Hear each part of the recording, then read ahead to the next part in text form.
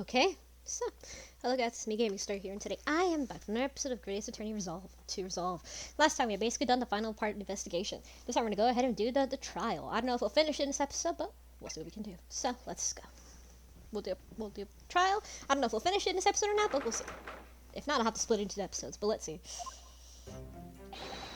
Good morning to you, Mr. Naruhodo. Ah, good morning, Professor. Is proceedings? I hope so. Should be, even if I. Good morning, my dear fellows. Hi, Sholmes. Oh, Mr. Sholmes, you're here. Why, naturally. A true gentleman stands shoulder to shoulder with his friends in battle at all times. Thank you. I really appreciate it. I'll see you later then. Now, Professor, we need to remain calm in the courtroom today. Yes, do try your hardest not to enter the witness stand uninvited again. Yes, I will. I realize I was thinking about. My dear fellows, I must interject. Oh my god. Oh, you're still here, Mr. Jones. What's the matter? Surely you've overlooked some praise, have you not, to the cast of direction?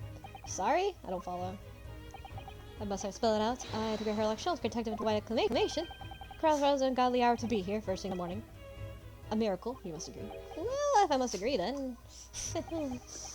As you know, my sleep is quite impeccable. Ladies deployed full gauntlet tactics. She pulled the covers off, shook me, poked both cheeks, punched me, and kicked me from the bed. Where she poured a boiling cup of hot lace experimental blend on my face, and the last night blistered. Oh my, Edith has been busy.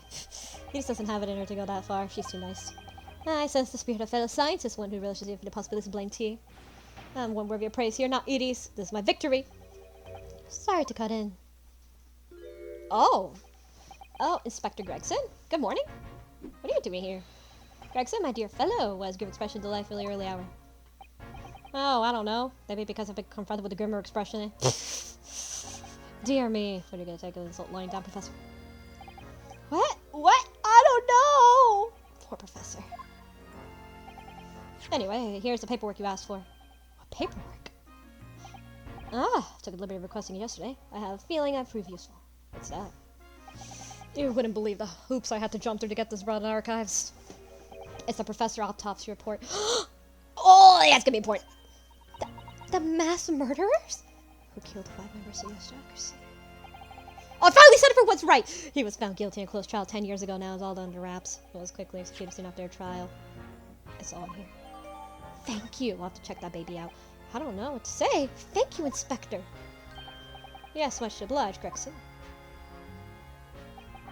Us lowly lot in the yard are just doing what we can. In the shadow of the great Detective Sholmes, of course.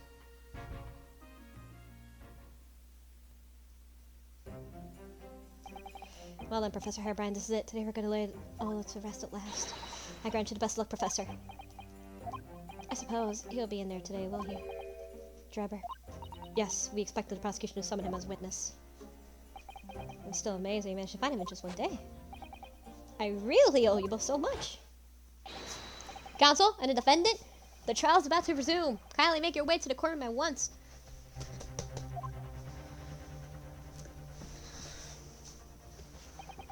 This is it then, the final chapter. For fellows before, actually. Strange foreboding. As if something's gonna happen in this trial that I'm not ready for. But I can't let that distract me. One thing that really matters, finding the truth. My boys are here with me. Let's get this done. Cool. Hi, Boo. Oh, there he is. In the name of Her Majesty the Queen, I hereby declare the court to be in session again. Resume the public hearing of Albert Harebrine here, presented who stands accused of murder. Are the counsels for the prosecution and defense ready? Ready to proceed? The prosecution is ready, my lord.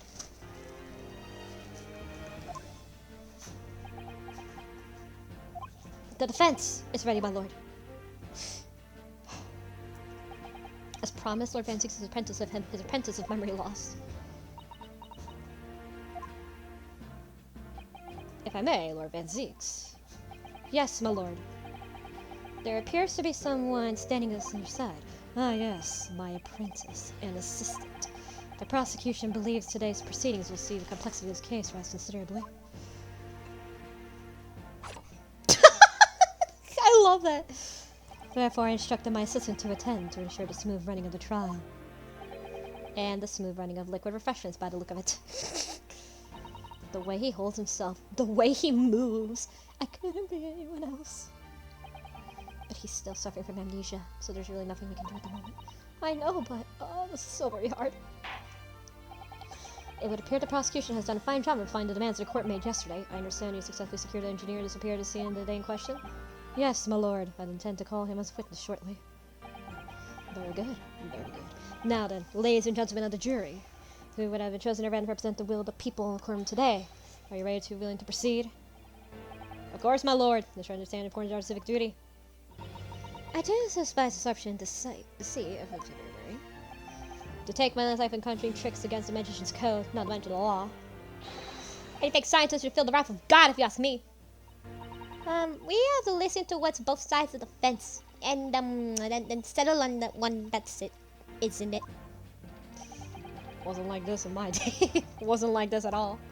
Bro, I don't even know anything about these people. The party's right to proceed. You may begin, Lord Van Zieks. Before I do, my lord, there is a report I must read to the court. Yesterday, at the Great Exhibition grounds, the evidence of primary importance in this case. The super high voltage instantaneous kinesis machine, which was installed in the experimentation stage, was deliberately destroyed in an explosion affected by the unknown person or persons. It was? What? The explosion! This is an outrage! Yours, driver. Yes, I heard of this grave news. Scotland Yard submitted a report about this in the evening. I read the machine that blasted smithereens and the wreckage reduces ashes into flames. Photographic print of the scene taken in the wake of the explosion. So there is a hole there! Why would you look at that? It shows the little remains of the machine. Yes, a terrible business. He did destroy the evidence, did he? That Enoch Drebber. The court will take part in his evidence, counsel. Post-explosion, late yesterday afternoon, the prosecution afforded the machine by the Special Disposition of Scientific Equipment Act was revoked. However, before a further investigation could begin, the invention was obliterated from existence.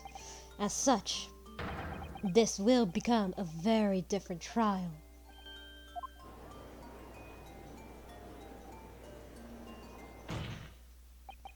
As it stands now, with no evidence to draw meaningful conclusions, the authenticity of the kinesis machine will remain forever in obscurity. Indeed, a most unfortunate state of affairs. However, one thing remains clear. The victim's death was a result of the actions of the accused. Of that we can be certain. For the accused himself was operating a machine who ultimately caused his loss of control. As Lord Van Zieks rightly says, this is a very different trial now. The accused accepts responsibility for his part in events that transpired. He acknowledges that Mr. Assman died as a result of the accident caused by the machine's malfunction. However, unbeknownst to the professor, he was being deliberately deceived by a pair of very clever fraudsters. Names, counsel, if you please. The engineer, Mr. Enoch Drebber, and the victim himself, Mr. Odie Assman. So what exactly were these two men up to behind the defendant's back? The defense intends to expose the information, thus establishing equivocal innocence of the defendant.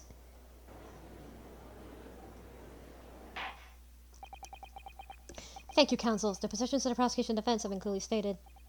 Lord Van Zieks, summon your first witness, please. At once, my lord.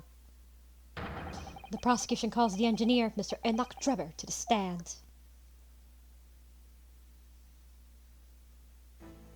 There he is. State your name and occupation for the court. Name, Enoch Drebber. Occupation. Hard to pin down, I would say. See that black monocle? Yes, why do I feel as though I've seen it somewhere before? Oh, you too? I had exactly the same feeling myself. Your file indicates that you are currently being investigated in connection with another case. The theft of the waxwork model, is it? The most extraordinary sounding business. But that has no bearing on this trial, I assure you. Cleave it from your mind. You're familiar with the public experiment carried out at the Great Exhibition some days ago. The accused of super high voltage instantaneous kinesis demonstration. Yes, you could say that. I'm aware of it. There was a terrible accident, wasn't there? It was you, Mr. Drebber, who constructed the vast machine used in the experiment, whereas our investigations indicate. Can you confirm your involvement? Yes, I constructed it in precise accordance with the blueprints, but that's all. Then the court will be very interested to hear your thoughts about the machine, I'm sure.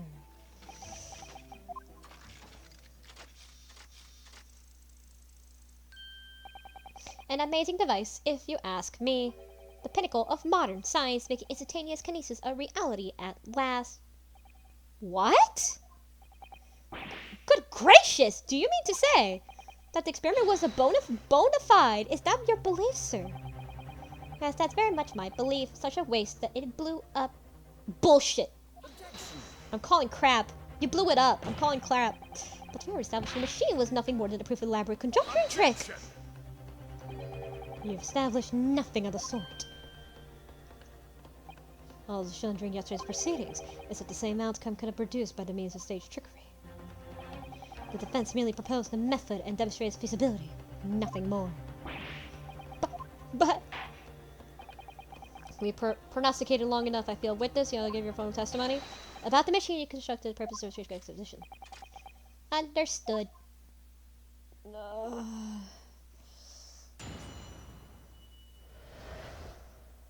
The kinesis machine. I met the young professor approximately 1 year ago, though Mr. Assman's introduction.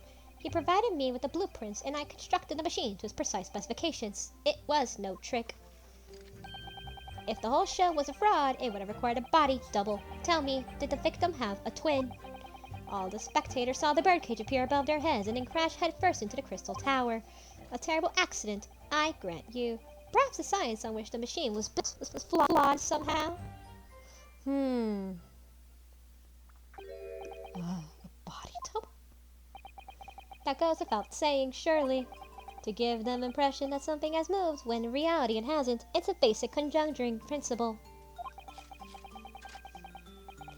The deception cannot be achieved without substituting the original with a fake at some point in the performance. But I will be right in saying you haven't managed to establish anything along those lines. Incidentally, the prosecution has already confirmed that Mr. Assman had no twin siblings.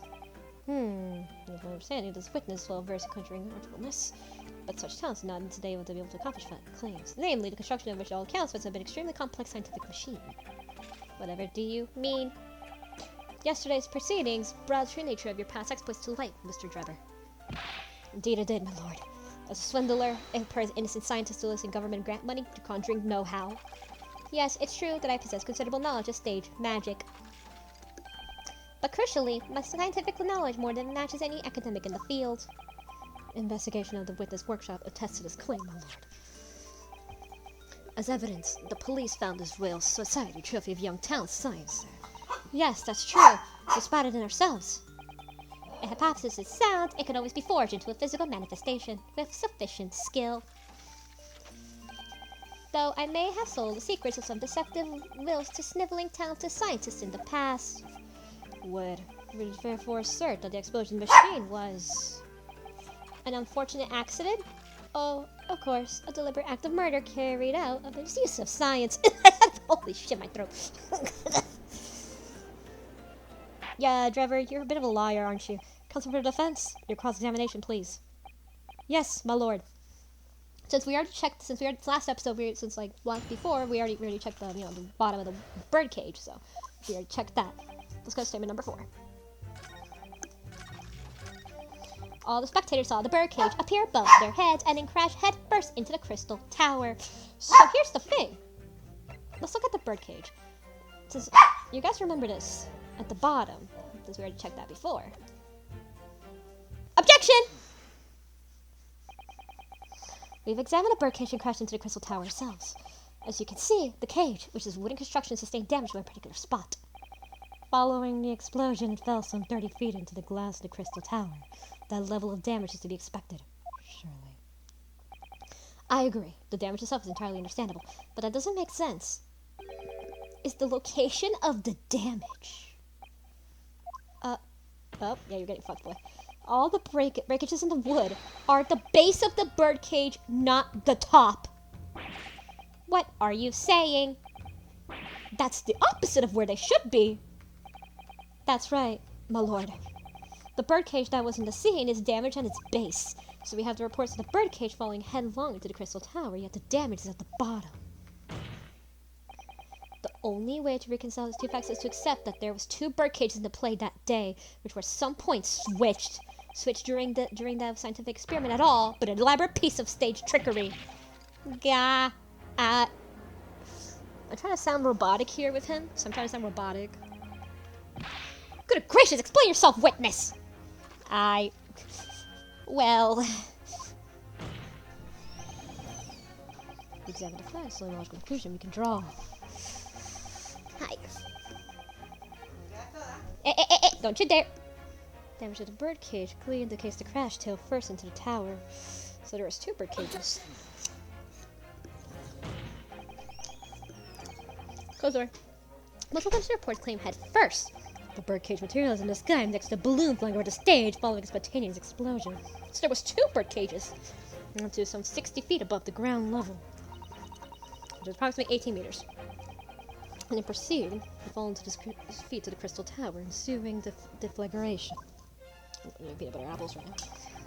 Witness reports amid chaos and torsi unreliable. But the victim's neck was broken. He plummeted 30 feet inside a heavy wooden cage. However he fell, it would have been surprising to find 1 or 2 of his vertebrae had crushed.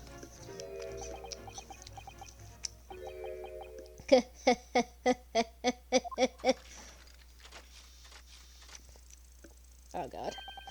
A riveting scientific analysis of events from the prosecution. There. Though, to be even more rigorous, you would have to say it was only 1 vertebra, actually. Bruh. He wasn't quiet for long! Kind of kind of hard to see what's motivating Lord Van Zee. The witness is clearly Swindler, who's only deceived personal friends of his. If you're going to establish this deception, do it right. Sorry? I feel like that's the undertone here. Ah yes, there's one more point. The defense appears to have forgotten. And obviously it wasn't a trick, as a certain truth very plainly demonstrates. What? It seems to me that the cross-examination had better contain would resolve this matter. Mr. Drebber, tell me about testimony. Of course, we must treat the matter scientifically, after all. Ugh! Nearly had him there.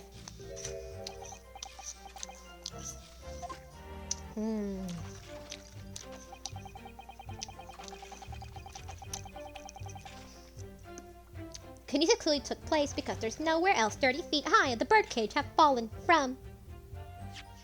I have an idea. Just go to the experiment sketch.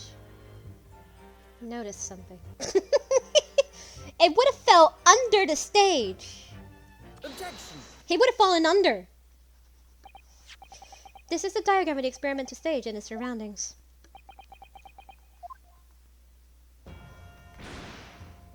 Boop. We know that somehow the birdcage appeared in mid-air before falling down into the crystal tower. Yes. Fall about 30 feet, or 9 meters. However, if you examine the diagram carefully, you'll see that there is one possible location from which the birdcage could have fallen. The same distance, 30 feet. No. Under it. Or please the defense possible explanation put forward. Go ahead, counsel.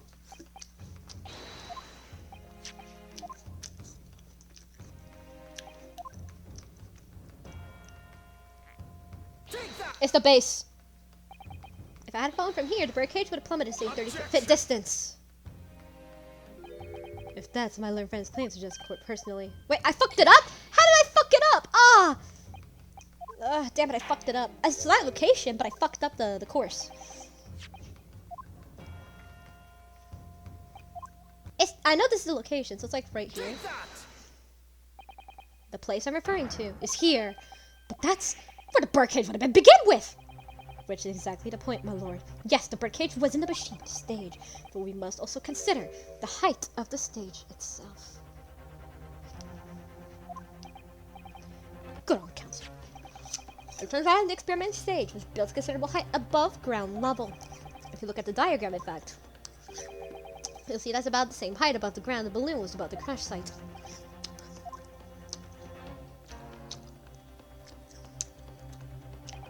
When the experiment got underway, the machine and the birdcage were engulfed in steam. Boop! Yeah? And the moment the floor of the stage gave away, we moved to the void underneath. The birdcage and the one seen by the audience would have almost fallen exactly the same distance. Sweating bullets, are we, Drebber?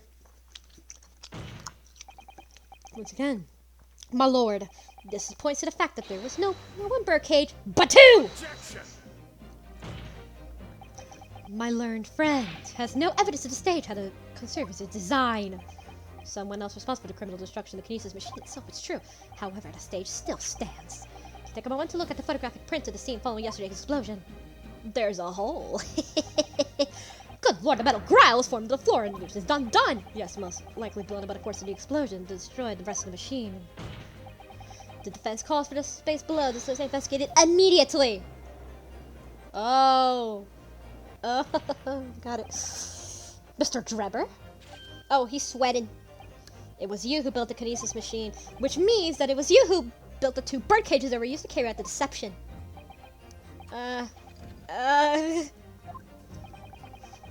Whether Professor Herobrine's hypothesis sound or not makes no difference.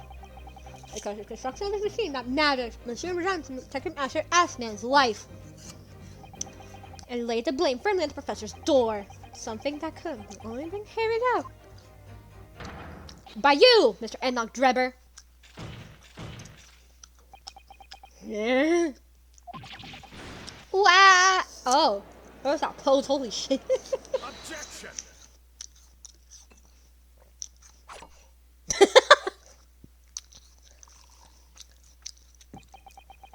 If my learned friend has reached the end of his wild assertions.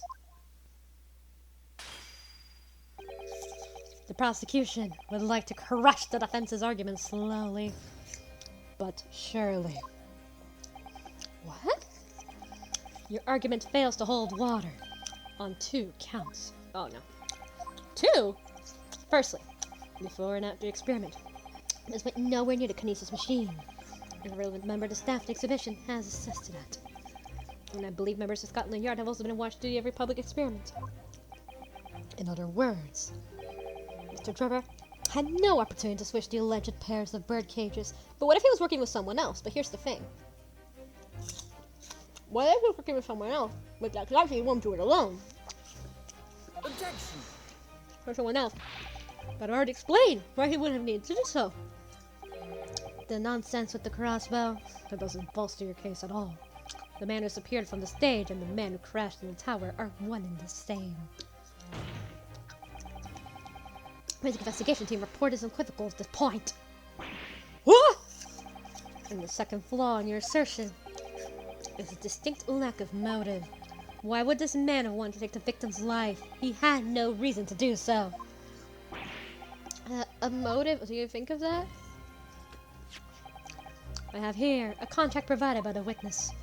The contract is when Mr. Drebber entered the victim, Mr. Assman. It reads, Mr. Drebber is to receive 30% of all remunitions from government grants or other income. 38% certainly very favorable control conditions. But there was one important provision bolted into Klaus. What provision?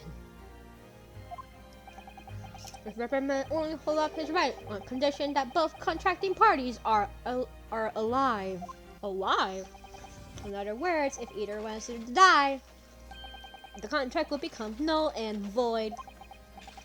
So you see, I had nothing to gain from Mr. Assman's death. The dramatic opposite, in fact. Need I say more? The witness had neither an opportunity nor a reason to commit the alleged crime. In short, the possibility of Mr. Drebber having done as you suggest is nil.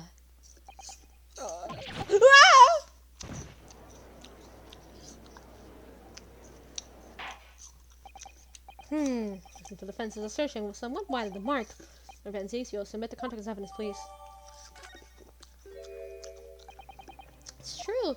If Drebber had an opportunity to switch the birdcage under the stage with no one in Crystal Tower, he couldn't have done it. In any case, I would have no idea what a motive had been.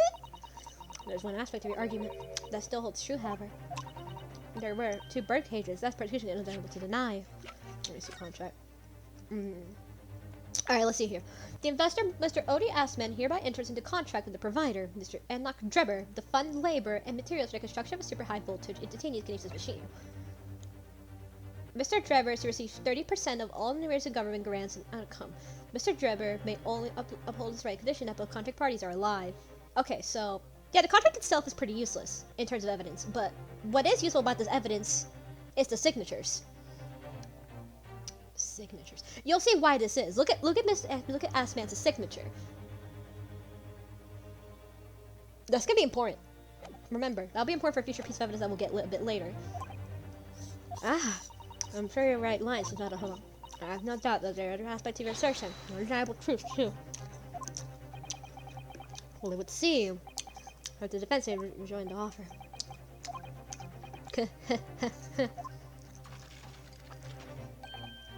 Well, I must say I'm a little surprised. I came to testify about the machine I built, and instead my reputation is defiled. The prosecution's counter has set the record straight, I think. The impossible that I'm the culprit. Objection! No. Objection, bit!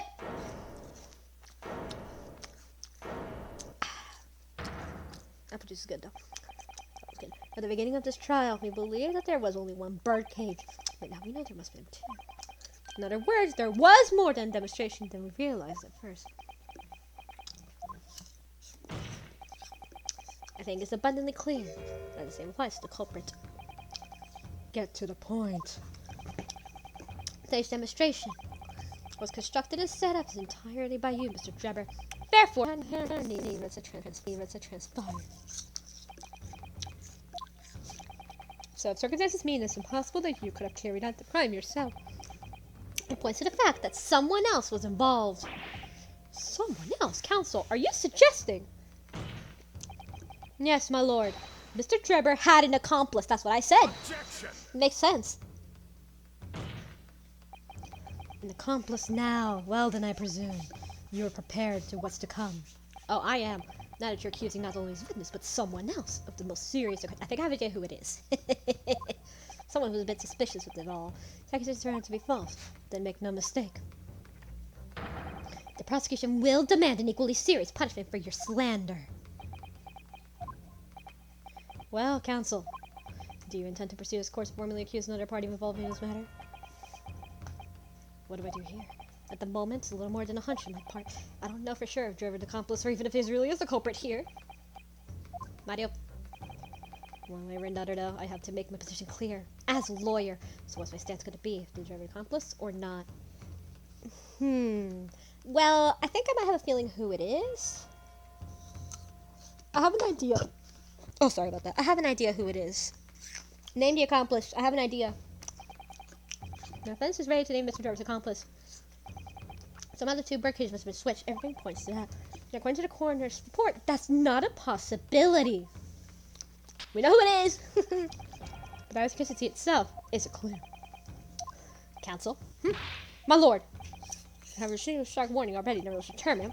We must now ask to identify his alleged accomplice's name.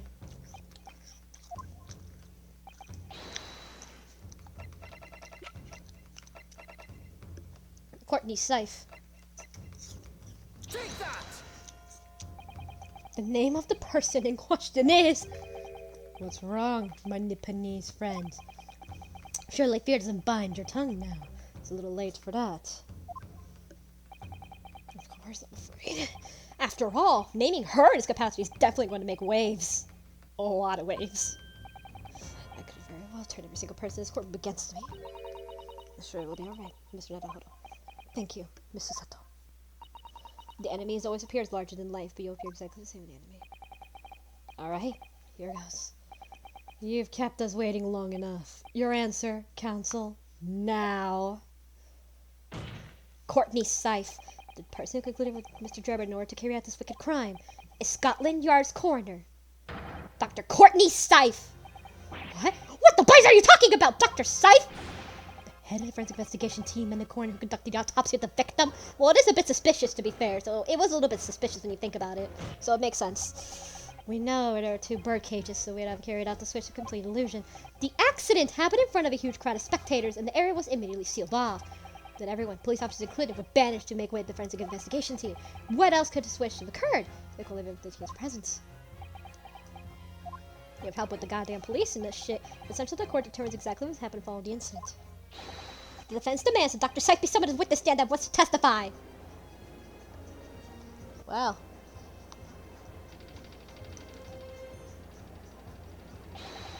You got a nerve, lad? Standing up there, dragging the yard's name through the mud? I didn't mean to. I was doing very well. No, that worker out there. How dare you call her a criminal? My learned friend's imagination appears to be wild in the East End at night. But reckless of your accusation aside, there's not a grave problem in your argument. One which the prosecution demands you address at once. A grave problem? Oh my word. Who do you claim acted as the victim's doppelganger? I think I have a clue. What? Certainly the birdcage contained the body the victim's exchanged for another. The cage was to contain a body. Or a fake! What about a fake? And yet, no missing persons or accidental deaths of anyone even remotely resembling the victim have reported. Which means there is no one dead or alive who could have fulfilled the role of the body double from Ass Man. That's true. My argument is that there were 2 bird cages and there must have been 1 person inside each. But I don't know if the answer is yes. Which reveal a body double stunt. I think we have a piece of evidence that might be a pretty good example of this. You remember the head of the professor that we found? I think it could be that, so we're going to present evidence. I have a clue.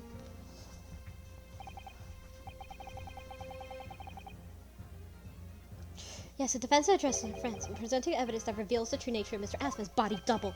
Good gracious, evidence? I do hope this isn't filibuster counsel. The court's expecting a name. If you think you have relevant evidence, present it now.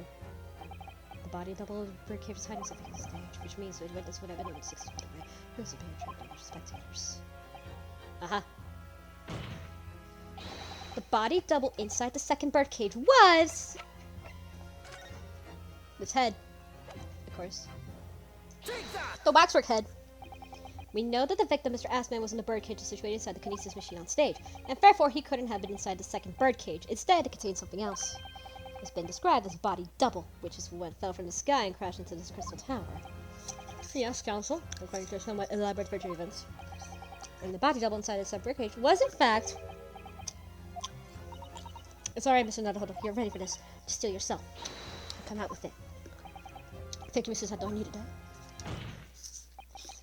As I was saying, the body double inside the second birdcage was, and I believe it wasn't made seem, that thing right there.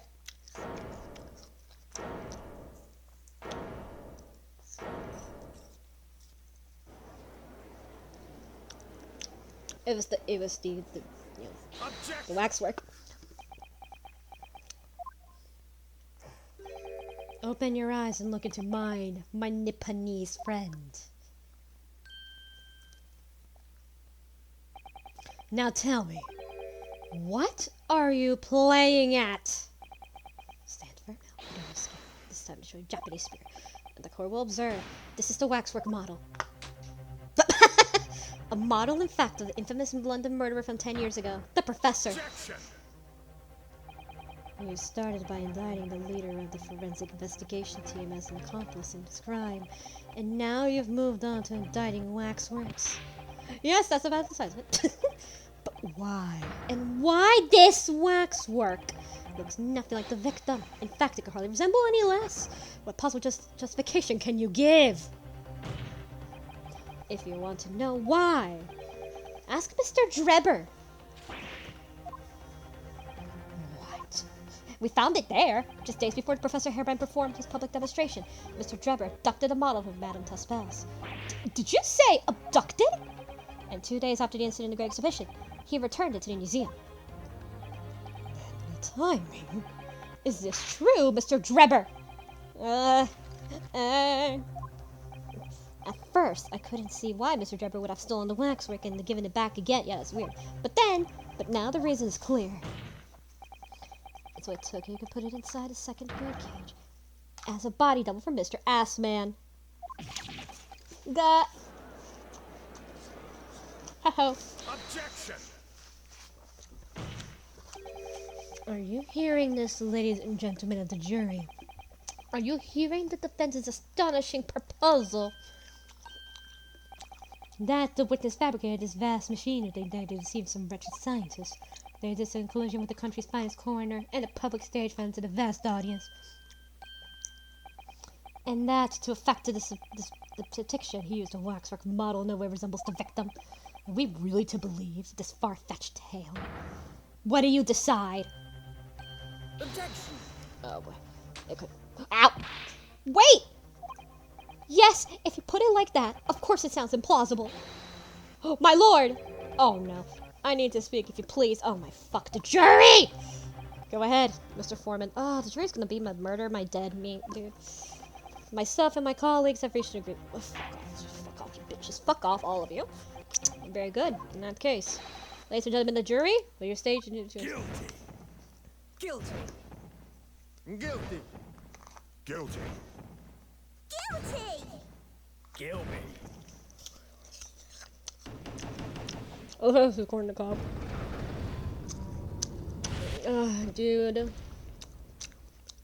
Oh, by the way, be glad this is the last time you ever see a fucking jury. Be glad. Last time you ever see a jury in this game. Be fucking happy, dude. Last time you ever see a fucking jury ever. Be happy. And it was going to happen. I mean, it is a crazy story. I wish I got through this, Mr. Red Huddle. We always do. And uncover some new truths along the way. I'm quite sure. Yes, I agree. I'm going to have to appeal to jurors as usual. See to persuade change their minds. The defense will conduct explanation examination. Are you ready to proceed, Mr. Foreman? We are, my lord. Very well. In that case, I've asked you to present to hear the grounds which decide. Oh, well, here we go. Judicial findings. Dude. The jurist contagious. Here we go. I know that one for years. She'd never be an accomplice to anything. Utter nonsense to think that these two would ever be conniving with one another. Oh dear, this is most troubling. But surely the waxwork demand still has nothing to do with the coroner, is it? I think it does. No problems with the members of the police. I do not trust them so much. I've seen some no rigorous proof the waxworkers were inside the birdcage. It's conjecture. Accusing someone without right evidence? This ain't no proper job, is it? I won't have it. Somewhat unsurprisingly, all of them are kind of dumb. It seems the introduction of the waxwork model to the proceedings has polarized opinion. From my face obscure, this bill is no way resembles the victim. I'm going to apply my little tenacity. It's the most ass man's dotty double. Yes, the applause is deafening. Yes, and yours from extraordinary. But that's the point. That's why I've had strong feelings, actually greater clue than anyone else realizes. What do you think, Mr. Naruto? I can't explain why at the moment, but I feel as though there's a specific reason why it was used, and why it had to be this model. Really? A reason why? It's nothing else to do you mean? And yes, I'm convinced. It's something far from more significant than whatever another model looked like the victim. I think it's more personal reasons. Well, if that's the case, let's prevent ending prematurely at all costs. Yes, agreed. I have to find out a way out of this. If you're ready to console, we proceed. Yes, my lord. Alright, let's go, boys. Woo! I love the little mice. They're so cute. And the cows are so adorable. That's his rebuttal. Another one my whole life. Let's go to number 3. Let's press through number 3. What problems do you mean? What sort of problems? Let's just say we have run into each other on numerous occasions while performing on the street. Right, I see. Obviously, artists such as myself cannot appear on stage as we work close proximity to our audience, so we perform our great magic in parks, on street corners, and the like. But the police use any excuse to make our lives difficult. Oh. Excuse me. What do you mean? Do you have something to say in response to that, Mr. Odermole? What do you call it, mass murder? Well, sorry, my mistake. I got confused because I heard you look like him. I don't look anything like the man. You want him locked up, Sonny? Thanks, Mr. Sholmes. Perhaps we could move on. I was really wondering if you had something you wanted to add the response to your number 3 just said. Why are you wearing that gun around? That's scaring the hell out of me. And look at the trigger. Oh, God. And clearly you do. Back in my day. Back in the good old days. Oh, he's one of those old people. Oh, here we go. It wasn't like this! What was it like, sir? Ah, nostalgia. Truly a beautiful and also horrible thing. We worked our fingers to the bone to earn the public's trust, we did. And by Jove, we aren't it. People respected us back then. I honestly don't think that, because there are people that still, you know, back then, there are people that actually didn't respect you, and there are people that still don't. Respected you. Oh! No one would have called the coroner into question in them days. Well, I mean... the reason why is because, you know, people were afraid. Because people were afraid to be arrested for basically shitting on a public figure, right? Especially in certain governments, right? There's a reason for this. So, like, honestly, shit on anyone you want. Like, seriously though. Free speech. Coroner's report is the hallmark investigation done right. Especially when Dr. Courtney Stevens put her name to it. She was the best of the apple of the forces. Courtney Hold on a minute. Did you say Stevens? Are you talking about... Who's Courtney Stevens? Ah, sorry. Got a bit carried away there. Stevens is Dr. Sife's maiden name. Her maiden name? Oh, so that was before she was married. Of course, yes. Silly me. Sife now, isn't it? Stevens. I'm sure I've seen that name somewhere recently. Anyway, the point is, there's a great day as a police and not like now. Sorry to interrupt, sir. But do you think you could change your statement to include that name? Well, yes. I don't think why not. Oh my god. She was Courtney Stevens back then as I knew her. Of course, a legendary coroner even then. So we're gonna put juror number 2 and 6 together. Oh dear, Miss Charlie, but surely Waxwork Man is still enough to do the coroner, isn't it? So proceed to it together. Objection. These seriously contradict each other. So let's go ahead and hold on. Let's check out the autopsy. Killer's autopsy report. Okay. Condemned prisoner. Bring out the confidentiality. Pseudonym. The professor. Death by hanging confirmed at midnight, 17th of June. Courtney Stevens.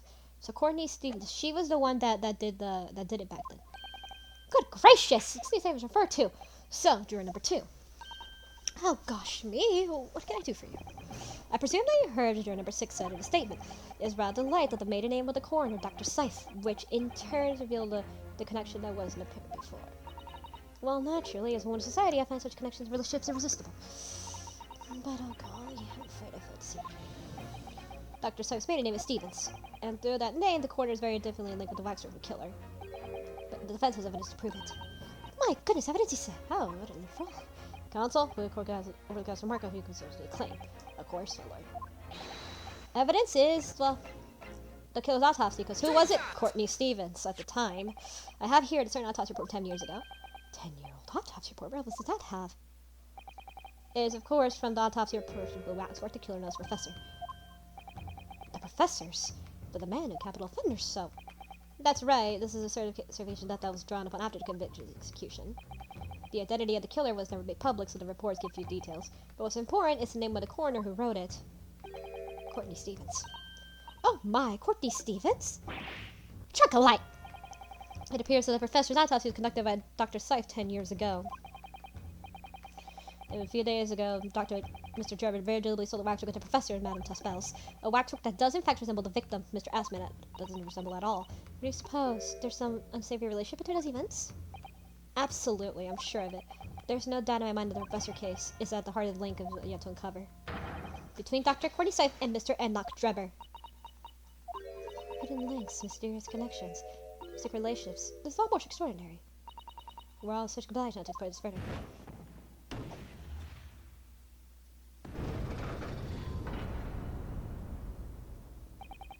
Quite right. We got a little shot from then now. Not while the cloud suspicion hanging over the yard's best corner. Wasn't like that in my day, but we're still here. I'll pull justice in the end.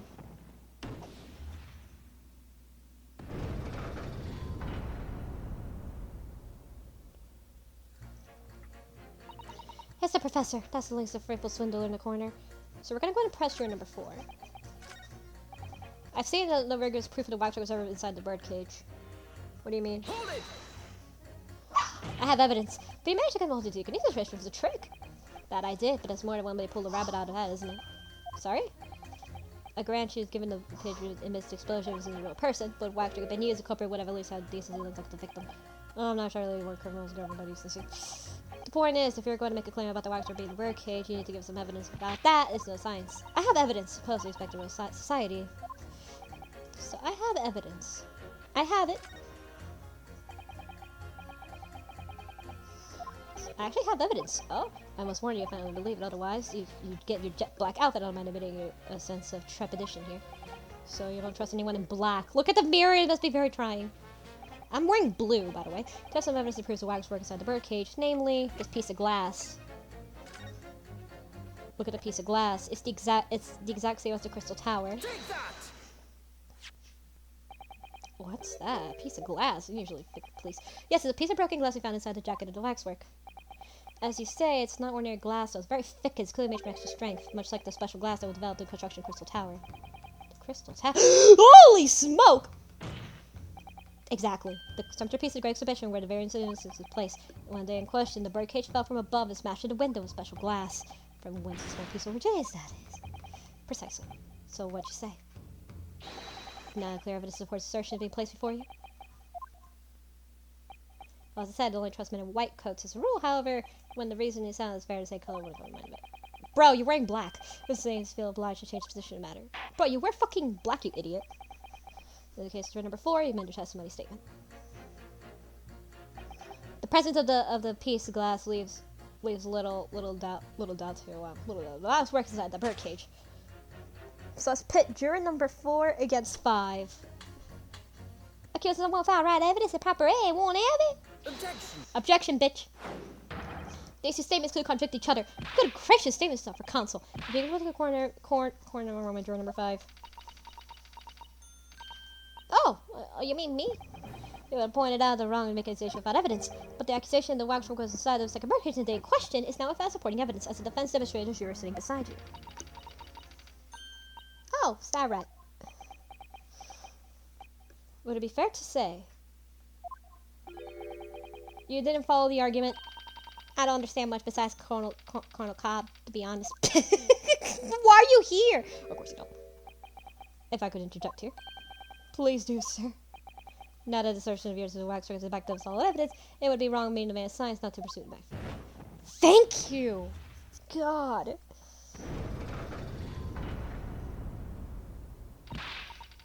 Ah, well, me too then.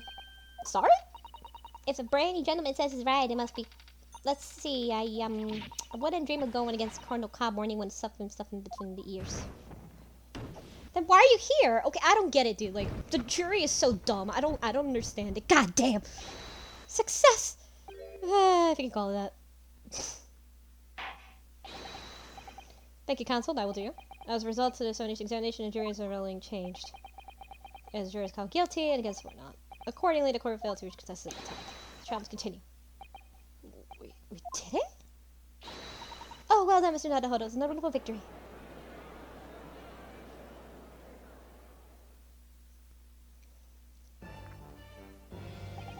A waxwork and a stigma professor uses the body double for the victim is quite extraordinary case. I must say, it's extremely hard to believe the assertion could possibly be true. However, it would appear does at least warrant for investigation. It's the waxwork and the professor that links Mr. Drebber and Mr. Dr. Say. And what I'm convinced is that there's special significance to that link. I don't know what to hope to prove loud. Really don't! The truth, sir. By using evidence and testimony. If the court is to delve deeper into the legend involved in the waxwork in this case, then the prosecution calls for the owner of the model to summon to be a witness. The owner? Madame Taspels. Madame Taspels.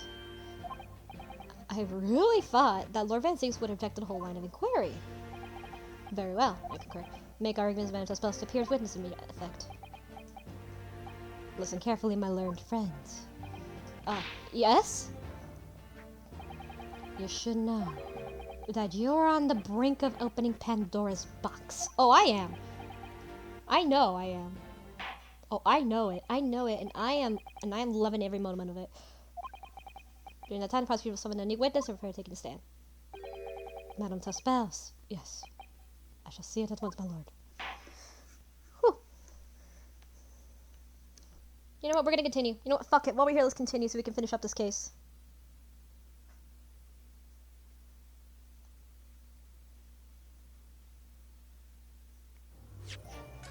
Yeah, let's go ahead and continue this case. You know what? Fuck it. We're gonna finish it right here and now. Fuck it. Let's go.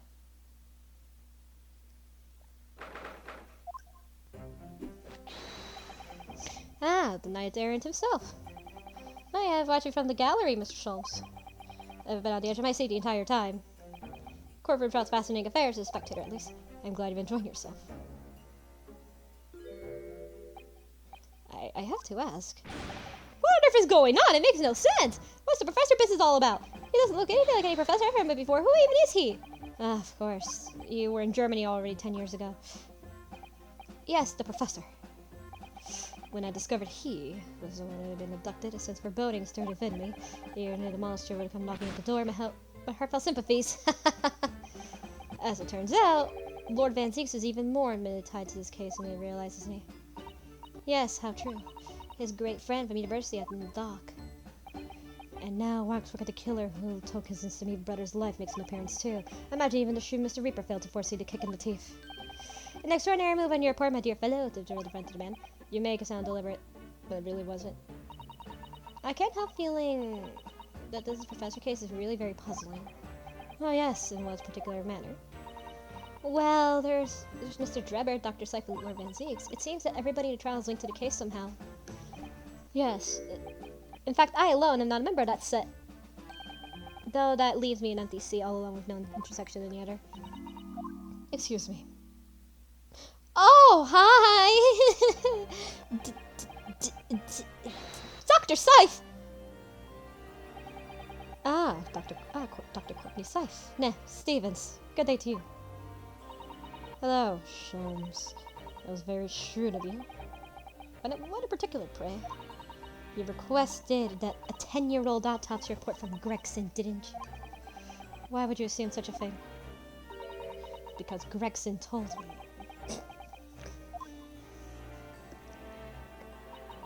To think it's been 10 years. 10 years in the laboratory, wielding my scalpel. 500 fucking scalpels a month, huh? 500 scalpels a month? That's a lot of scalpels. You don't need that much, dude. God damn, you can just clean them and reuse them. God damn. Smell of nothing but corpses and disinfectant. That's a bit concerning. A policeman and a jury had a lot to say about you as it happens, Dr. Seif. And I've accused you of being complicit in what happened. I'm hoping that you'll take the stand and tell the truth of what really happened. This really won't be possible. What? Lord Van Zieks won't be summoning me as a witness. Lord Strongheart has forbidden it. Oh, this is a bit suspicious, isn't it? Shady. Lord Strongheart? The Pandora's box you were warned about. The professor case. But please don't make the mistake of thinking you'll get any information about it out of me. But attempting to hide from the truth? That's cowardness! I've always fought crime in the way that I see fit. I have no regrets. None at all. And that's all I came here to say. So, good day to you. Oh boy. She mentioned it too. This Pandora's box. Whatever does it all mean? There's really no cause for concern, I assure you. When the trial resumes, the meaning will become all too apparent, whether you like it or not. Huh? Now then, I believe it's almost time. Then let's make way back to the public gallery. And edge of my seat awaits. I think maybe you're enjoying yourself a little too much. Yes, one word of warning before you go. If the course of trial this afternoon you perceive even a shadow of doubt about the truth, don't let it out of your sight. Pursue it like a dog with a bone. To the bitter end, you understand. Do not falter, whatever come to pass. Alright, I understand. Thank you. Good.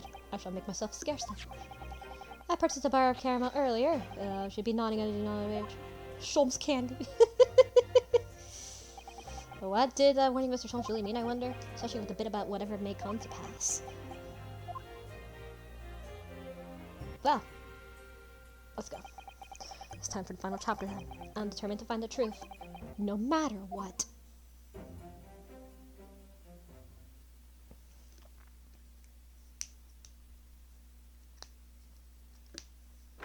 Alright, here we go. The statue is still there. In the name of Her Majesty the Queen, I hereby receive the proceedings of this court. Counsel for Defense Prosecution? The prosecution is ready, my lord. Yes, my lord. The defense is also ready. As the court is aware, the case under our scrutiny began with a daring incident of great sedition. Yet now we find ourselves embroiled in the details of a convicted felon who was sent to the gallows a decade ago. This trial certainly defied all expectation. It seems to be the fate of all trials in which this Nipponese is involved, my lord. So then, let's begin our explanation of the defense's assertion that Waxwork is certainly involved in the matter. Lord Van Zieks? My lord. Are we still awaiting the arrival of Madame Tuspels? Not at all. She is the antechamber to speak, ready to be summoned. Very well. Bring the wind witness. At once, my lord. Bailiff, show Madame Tuspels to the stand.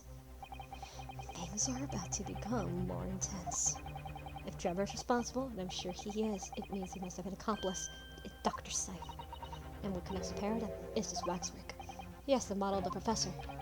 That's the key to the link between these two otherwise unrelated individuals. It's teeniest link, admittedly, but at present, it's all we have to go on. I love how she's carving a Sholm's head. That's amazing. State your name and occupation for the court, please. My name is Madame Esmeralda Tuspels. I'm a waxwork artistician, and the proprietress in the Madame Tuspels Museum of Waxworks. You will find part of me working as testify if a new exhibit is open very soon. Oh, he finally gets a statue, does he? Now there's two of them in the world. Oh my, what expression is she carving onto that face? A number of days ago, a particular waxwork model was stolen from your museum. Can you confirm this? Oh wait, that's true. At first, we believed it had been kidnapped. A waxwork model. Kidnapped? Yes, my lord. There is a demand of ransom money left behind in the culprit. However, according to what I've been just told outside the courtroom, that was not the true reason. I understand it was utilized as a substitute for the body of a murdered victim. At present, this is no more than a conjecture proposed by the defense. This is the victim of the case in question, Mr. Odie Assman. But of course I know him well. He was part of my odious pathologies exhibit. I detest to say it was evident. That does not resemble the professor at all. Yes, but perhaps their faces are very similar. Are you suggesting that we should not demask visage of the professor? I have here the key, but it's strictly forbidden to open the lock. This is absurd. Barton? Don't now face your card onto your fancy figure beneath the mask. But clearly it won't be that of the actual killer. Indeed, the man's identity was never made public after all. The trial took place in the closed court. The proceedings were strictly confidential. The condemned man was summarily executed. His identity remains closely guarded national secret. There is no possible way the repertory of tawdry exhibits could get their hands on information. Quel domage. It would seem you are unaware of Tuspel's principles. What principles? The family Tuspels always prided itself on sculpting its models à la perfection. Every detail, including the visage, is fashioned with complete fidelity. Et voilà, our principles. There's well-known legend about the Tuspels waxwork from the time of the French Revolution. A member of the Tuspels family is said to have made a waxwork queen was executed. Oi, that is true. It was century ago now. I believe the queen's face was carved the minutes following her death actually in the guillotine site. You are correct. The model is on display still today in the House of Horrors. Yet the spells stop at nothing to obtain a faithful replica of our subjects. Dear me, somewhat disturbing tenacity of purpose. It is the only way to obtain a true lifelike representation of the subject. And it has been my family's secret for generations. Do you mean to say that beneath that mask? Yes. Oi, the true visage of the killer is there. This is ludicrous. It's out of the question. The professor spread terror throughout Great Britain. As a result, the Madame Tuspel special exhibit remains extremely popular, even today. The killer, emerging from his own grave. It's a sight to behold. You should come. To thank Madame, the beneficial hear your formal testimony in the matter. You will explain every detail of the curved model, your personal involvement in the creation. With pleasure. Right, here we go. The Professor Waxwork. The special exhibit in the House of Horrors is based on a room at a shock society in London. An impression of the visage is taken directly from the corpse, in accordance with the Tuspel's family principles. I enlisted the aid of the gravedigger and created a mold of the head in the cemetery just before the interment. I hid myself on the gate of the signal. I was there for a very long time that night. As dawn approached, I was very worried that I could be discovered. The gravedigger! A man sanctioned this? Boy, I will do all that's necessary to achieve the true resemblance family celebrated for. Nobody else knew, only the gravedigger. What harm did I do, huh? He truly saw it. The face of that monster!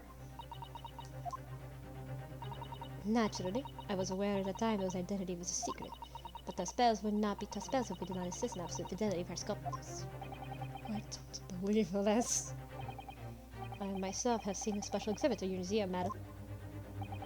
A truly blood-curdling scene in which the murderer is emerging from his own grave. The scene is depicted as the subject of many rumors in London 10 years ago. I have here a newspaper from the time. There it is. The special exhibit was based on the picture in this article.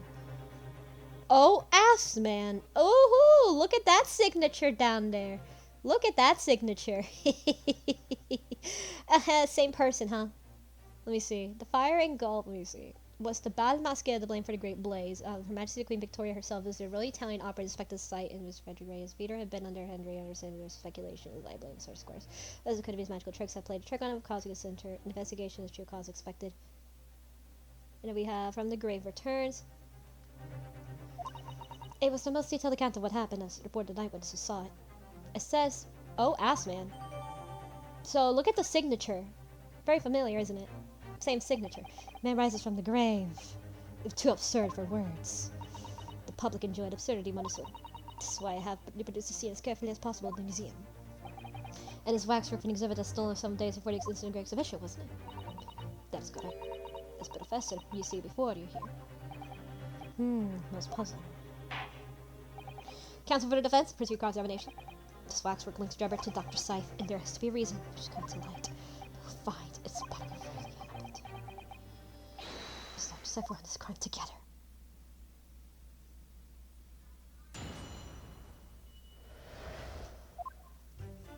So statement number 4, and ask more questions about that. I hid myself until he gave a signal that it ran a very long time that night. What really happened? Hold it! You were no longer you expected to be. I had some difficulties in capturing the subject from correctly. As I removed the mask, the mouth of the cadaver fell open and I had some problems with his chin. Dare I ask? The man had been dead for a short while already, you see. His muscles were relaxing and consequently his chin would not align itself correctly. Oh dear, what a horrible thought. Yeah, it happens. It's like, rigor mortis. Under normal circumstances, I would not have assisted with me. However, that night, I was alone, and the consequence, I missed my preferred window of time. What do you mean? When I take an impression of the visage and cadaver, I always wait until 3 hours after death. Why 3 hours? Is the amount of time significant? It's because of the rigor mortis. Yeah, that's what I said, rigor mortis. Rigor mortis, which is like, a wriggly mortis? No. It's the name given to a phenomenon that occurs in recently deceased bodies. As a rule, 3 hours post-death, the muscles in the body began to stiffen. Yeah, that's what I mean. That's what I said. If anyone knows rigor mortis, like, it's kind of like that. By approximately 10 hours post-death, the entire body is completely rigged and inflexible. So basically, it's like a statue. At that point, the muscles slowly start to revert to their relaxed state. The effect is only often successful at the time of death when the body is discovered.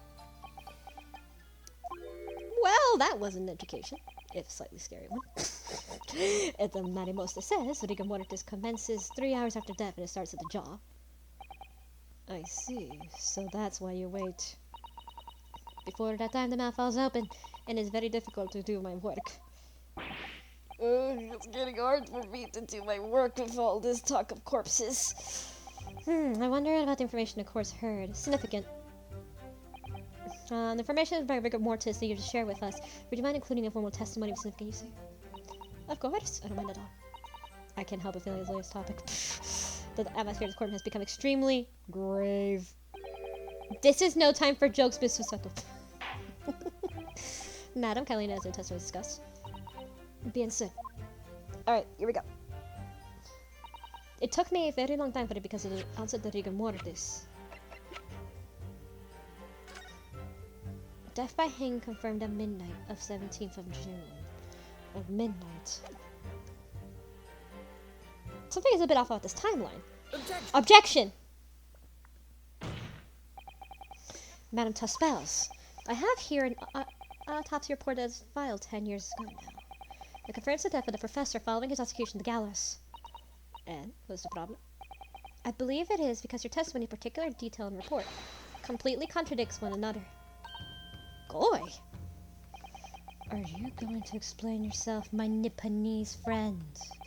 According to her testimony, Madame Tuspels was creating her wax impression just before dawn, and at the time, rigor mortis had not set am correct so far, madam. You are? Yes. As I said, the stiffening of the jaw is the first sign of rigor mortis, 2 or 3 hours after death. But the man's chin was limp, so he cannot have been dead for a long time. But on the other hand, if you look at Dr. Seift's report, it quite clearly states the following. Death by hanging confirmed at midnight 17th of June. No.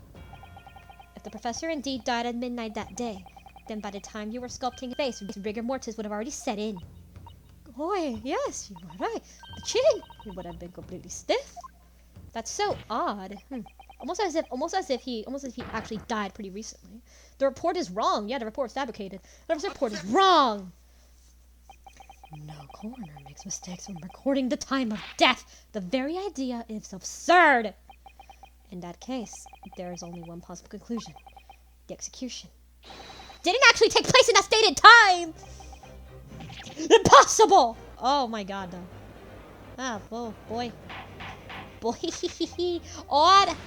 Counsel! This is beyond folly! Not only to indicate the author of the report, Dr. Seift, but you also implicate the members of staff of Barclay Prison execution took place? By heck! Extraordinary! Not my day! My learned friend appears to have overlooked one very crucial fact. What fact? The professor died that night without question! He did, of course he did. I moved the man's limp jaws with my own hands. There's no... Yes, the professor died that night.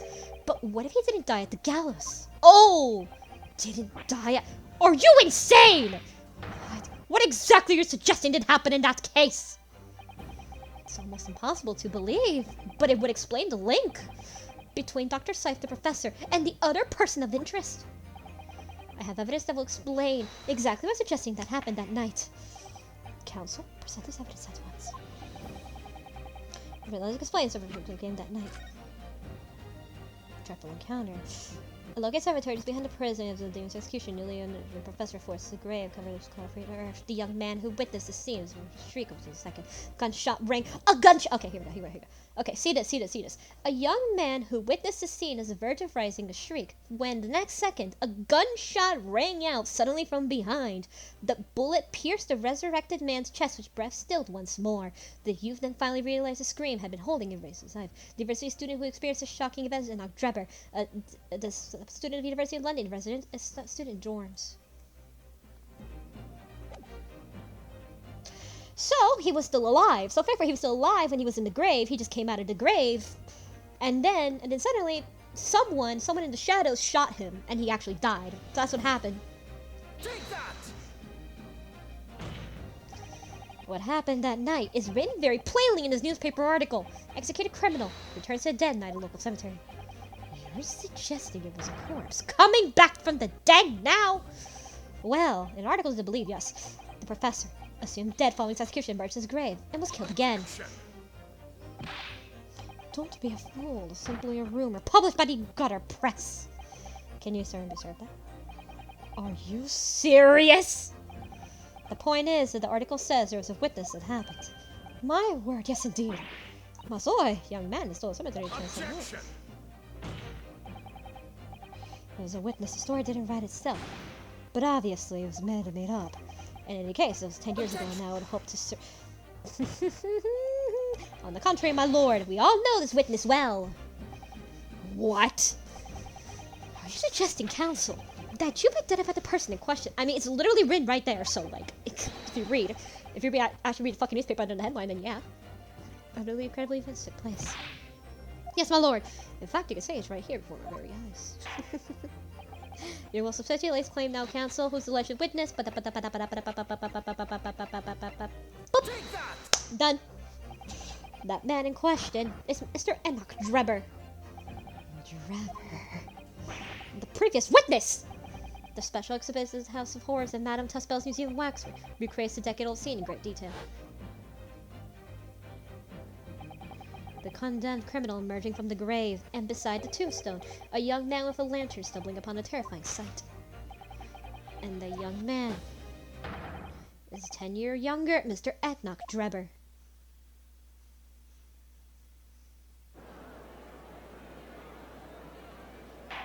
Woohoo! We did it. Odd! Odd! Odd! Surely not council. Drebber was there in Longate Cemetery? Yes. What is all the talk about Mr. Drebber's name certificate? Of course, Madame Tuspels doesn't know, does she? Yes, it's extremely significant, madam. To your situation as well, in fact. What situation? The theft of the Professor Waxworking Museum some days ago was perpetrated by the very same man. No! But that's mean. Madame Tuspels. It would appear you know the name, Enoch Drebber. Oh, yes, I know. But from long ago in the past. What? Oh my! Good gracious! Explain yourself. Tell us everything you know. Yes, of course.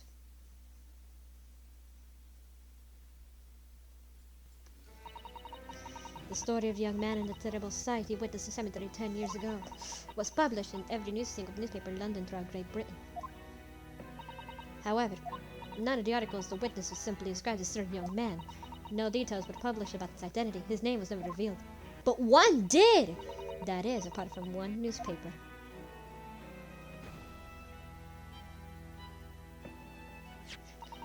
The Daily Circus is the paper of which comes article of Erdshunir Kor.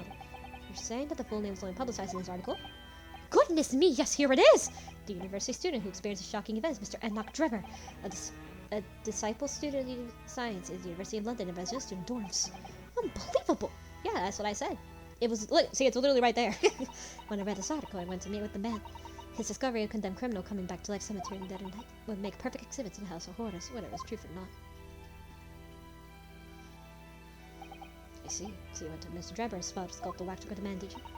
Excellent, exactamente. He was studying science at the University of London those days. He was just a poor student. I paid him £5 to model the waxwork. And since that time, he'd been in the museum to recreate the scene of terror from the cemetery.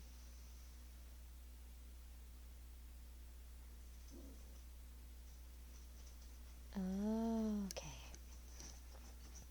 Mario, hello. Hello, Mano. Hello, little man. So, 10 years ago, a young man appealed to the public about the extraordinary event he witnessed. A criminal who had been put to death, re-emerging from his grave in the middle of the night. But the public treated his claim as nothing more than an amusing anecdote that was soon forgotten. Mario, come here, boy. 10 years later, the same man who steals the waxworks model of the executed criminal. All 7 released used the body double the victim in the case we're discussing here today. Even though the waxwork build is a poor match for the victim, in itself face obscured by the mask. So the question is, why would the man do such a thing? Which brings us to the 3 days ago, when the birdcage crashed into the Crystal Tower.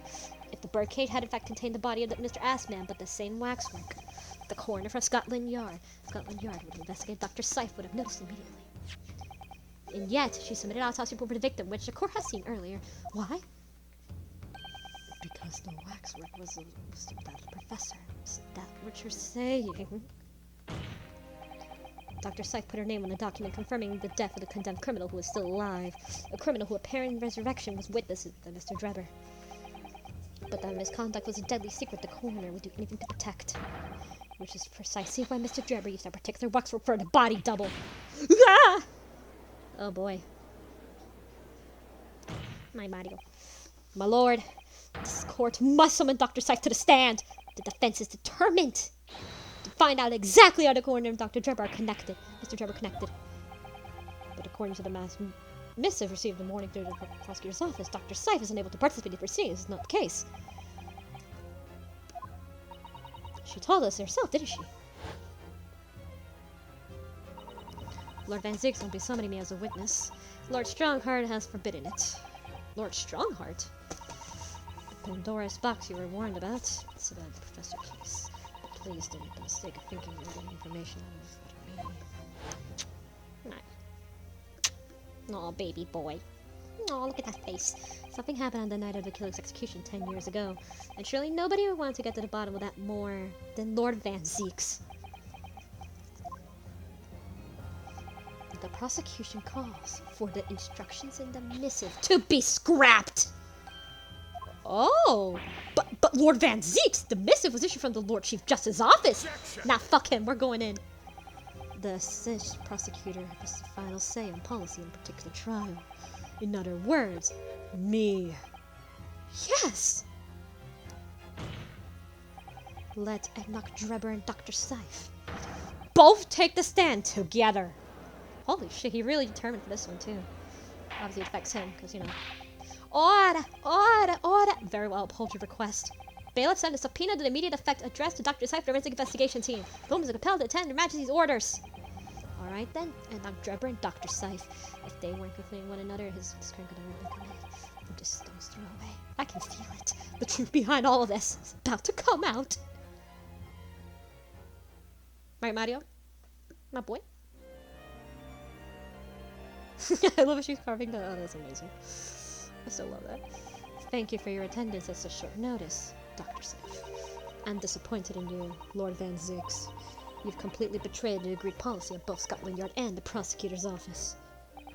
Betrayal is not in my nature, as long as the truth isn't compromised. If it is, if there's even a hint of wrongdoing, then no matter whom it concerns or disgruntles, you will pursue the matter to the bitter end, as would any prosecutor worth his salt. Oh, Mr. Drebber, you took the victim's life by means of a machine that was constructed in your workshop.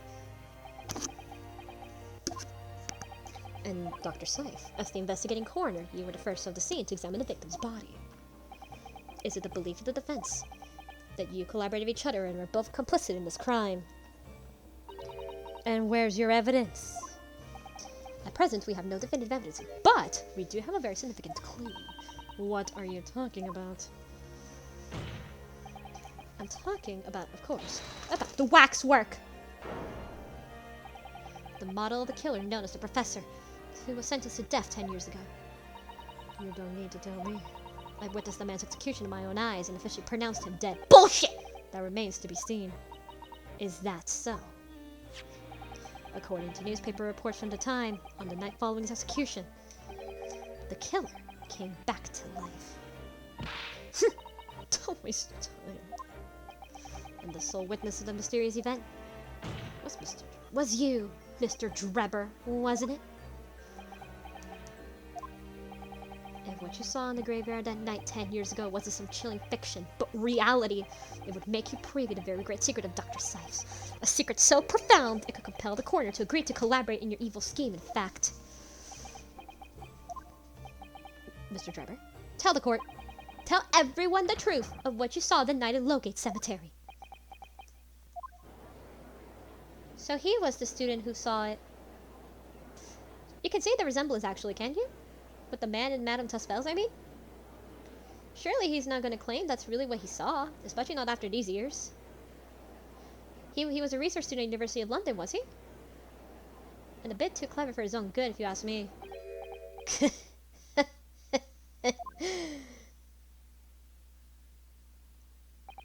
What an interesting twist. Huh? When at the time, not one person would take me seriously. Yet now, here we are, 10 years later, and suddenly my story matters. And in a court of law, too.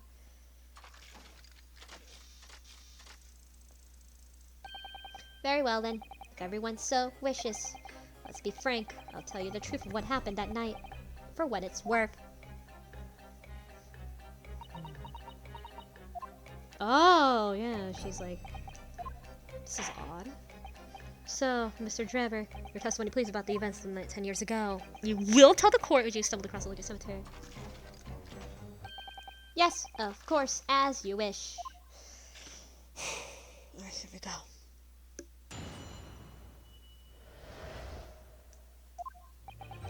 The reason I was at Lowgate Cemetery 10 years ago was for a spot at moonlighting, shall say. Yes, the illustration in the newspaper article was based on what I witnessed that night. They were looking for their bodies, weren't you? But thinking back now, I realized that I never actually saw the professor. Soon afterwards, I was visited by a young woman who sculpted the model in front of me from wax. Then I gave up on my dream of becoming a scientist, and it was all because of that newspaper article. And who wrote the newspaper article? You saw the name. Wait a minute, you're claiming you didn't actually see the professor now? Of course, you don't have to be screwed loose if you believe a corpse could come back from the dead. I mean, there are incidents. There are incidents, but usually in most cases, it's because they were thought to be dead or just like misconstrued. But there are times where they actually genuinely do die and come back to life. Like for example, like you know, like the heart just suddenly starts backing up again. It happens. It does happen, but it's rare. But so you're saying this article is not worth the paper it's printed on? I think that would describe it perfectly. Yes. Ah! The details in the article are true. Didn't know if I was arguing for why I was wrong to separately put it together. So he's discrediting himself to cripple my argument? Tell me, witness. You claim to have been to cemetery or some auxiliary business. Can you elaborate? He was trying to grave rob, wasn't he? That's right, grave robbing. To be precise, yeah, I knew it. Told you. I mean, one would be there. As you know, Lucas Cemetery is the rear of Berkeley Prison. So among students in the university, it had a reputation of being haunted by ghosts of condemned convicts. Grave robbing, you say? Yes, exhuming fresh corpses to sell is reasonably lucrative. Oh my god, that's a literal crime, dude. Of course, I never laid a finger on any valuables buried with the dead. So you were one of those so-called resurrectionists, a particular unpleasant Scrooge on society. Actually, my fellows and I went by another name. The Repurposers. That's quite beyond pale. You would invite divine retribution, sir!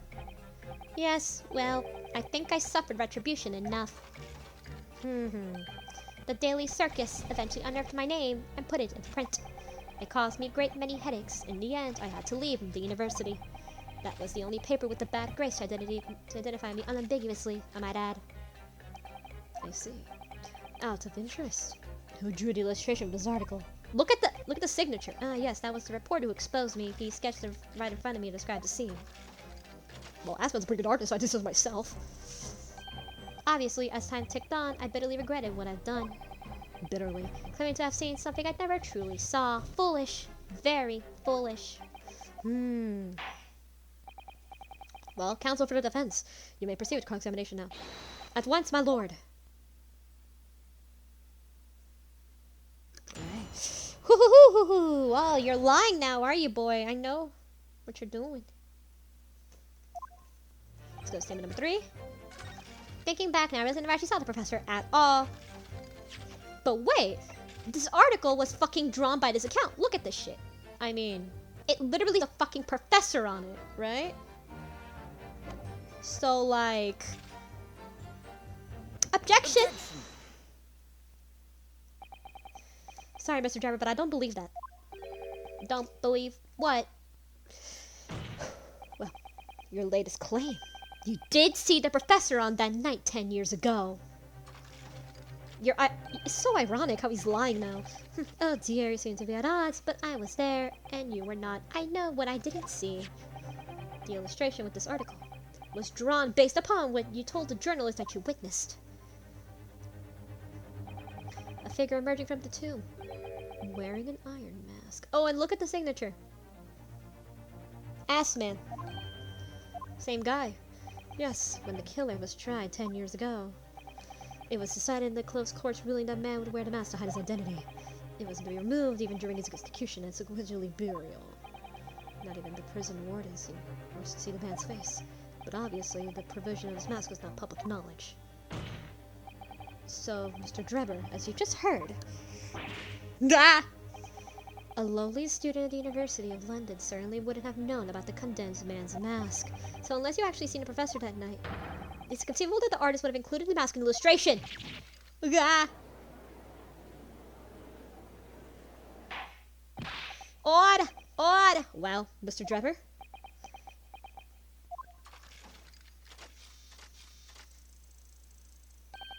It's a veil seen, isn't it, if you look closely.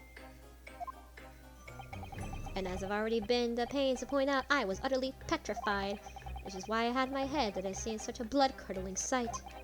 But afterwards, I came to my senses, and I realized that I'd been mistaken. You were still saying you didn't see it? If you're stubbornly sticking to that story, witness, then I demand your testimony to explain exactly how you think your eyes deceived you. Of course, only too happy to oblige. Can't believe he's still going to conceal the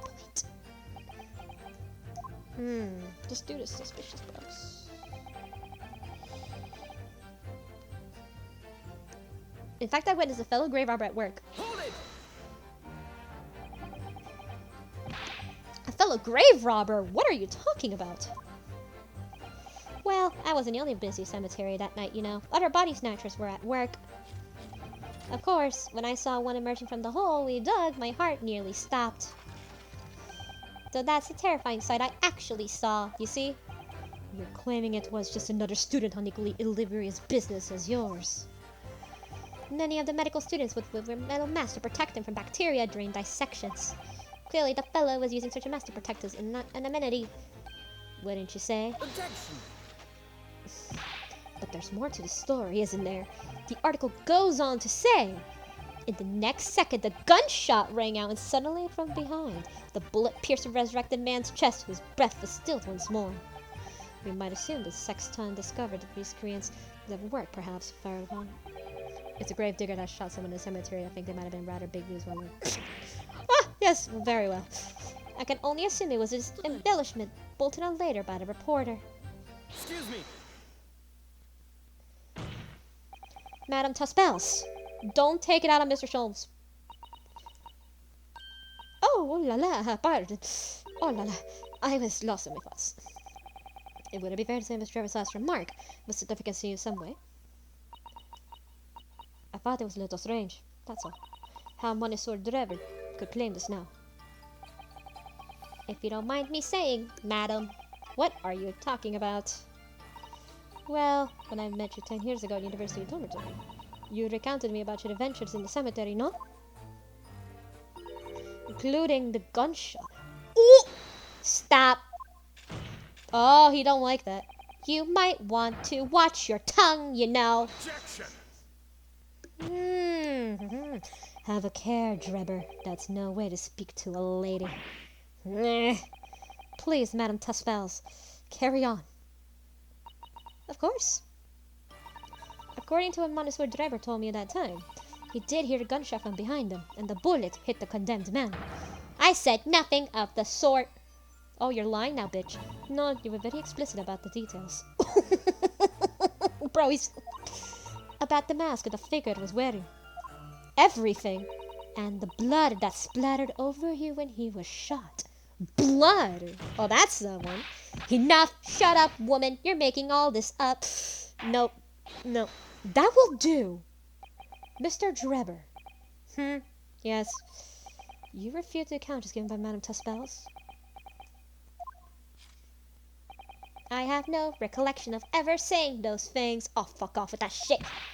Come on, do you really expect us to believe you? Control yourself, counsel. I will not permit baseless accusations in my courtroom. Right. Under the circumstances, I think it's best that you supplement your testimony with a statement to clarify your position, witness. Very well. This is all so crazy, huh? There was no gunshot from behind me at all, or any splattering of blood.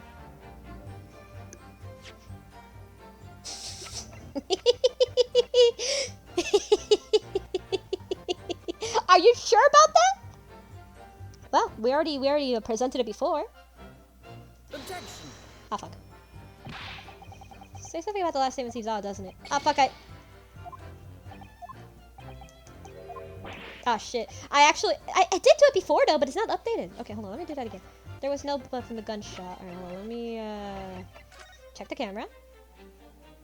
We already checked the camera, that's for sure.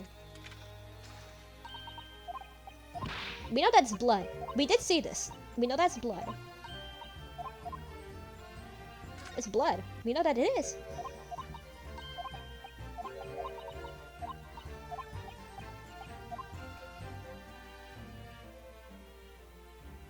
Yeah, that's for sure. That is definitely blood. We already did examine this. It's definitely, yeah, we did. We did examine it. There's dark stains visible in the bellows. So we already did present the... So we already have the camera completely... We already examined the camera, so it's just like, it didn't work. I had to examine it again. The work of the camera, the neck waxwork. And when the lens is extended, dark stain is visible from the bellows. Objection! What? Why doesn't it work? I examined it. I examined it. I literally examined it, dude. I literally examined it. Okay? Oh my god, I examined the goddamn bloodstain, and it's the goddamn camera. Let's go to press statement 5. Soon afterwards, I visited a young woman who made a wax model of me. Oh, I forgot about this part. Hold it! What about it? I did examine it though, that for sure I did. The woman being Madame Saspels, of course. Precisely. I must say, I didn't expect to run into her again after 10 years later. I've explained. I went to the name published an article in the phone man. Yes, this is the Daily Circus, I think you said.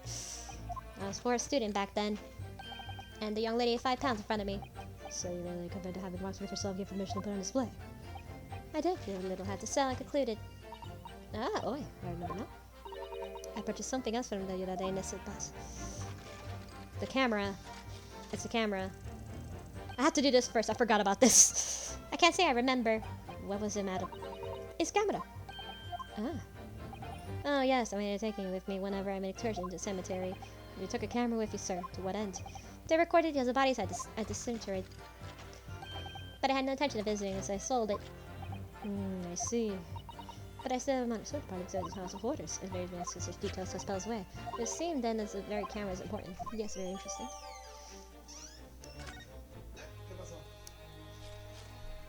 We go back to number 4. There's no gunshot behind me. Camera.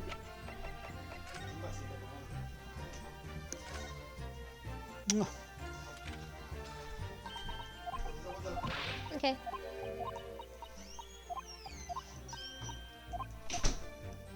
We already checked the blood here. Yeah, that's the blood from the camera.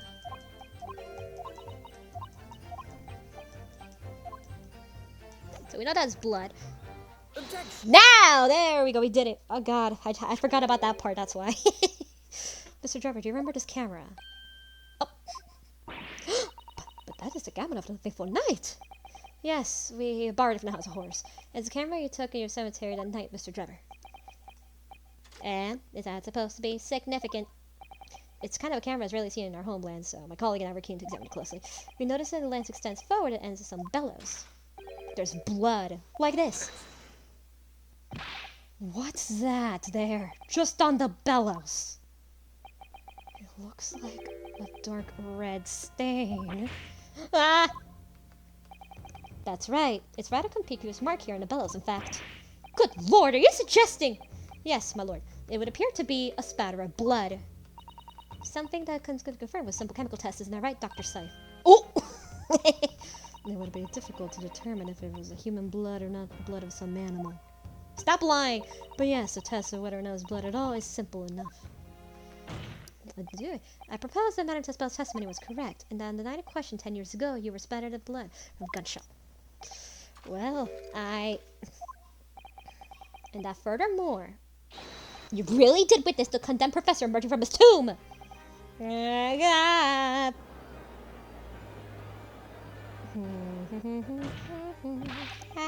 simply no way you could have forgotten such a traumatic experience. True. I mean, we all remember at some point. In other words, the only explanation, unless you block it out of your memory, is that you're trying to hide the fact that you saw the professor that night. But why? Why would he want to do that? Well, not for his own gain, it would seem. For whose then? Who could benefit?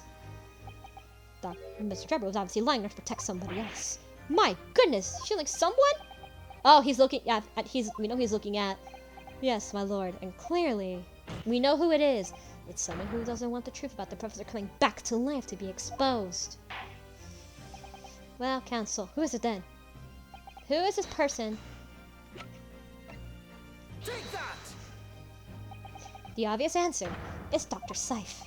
Syph? Why, whatever do you mean? Imagine if the convicts who'd been sentenced to death was not in fact killed.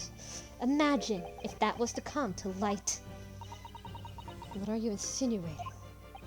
And imagine if the convict in question was the country's most hated mass murderer.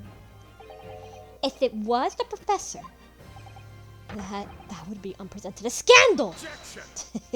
Okay, that is beyond the joke. Need I point out that the dead cannot come back to life? Well, sometimes to be fair, they do. What are you suggesting would mean that the execution never actually happened? Yes, that's exactly what it would mean. Objection! It was all scandal. Once a man is sent to the gallows, he hangs. No one would escape. Not in Great Britain. Objection! But in fact is, there was a witness to the fact that the man did escape his hanging. That isn't really true. Counsel, the implications of misconduct would not stop Sir Rose and Coroner. It would taint the honor of the entire judiciary from the ground up.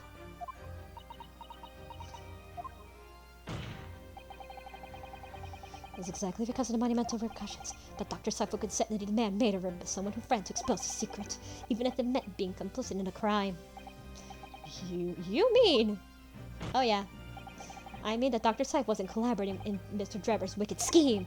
She was coercing and collaborating in order to protect her decade-old secret.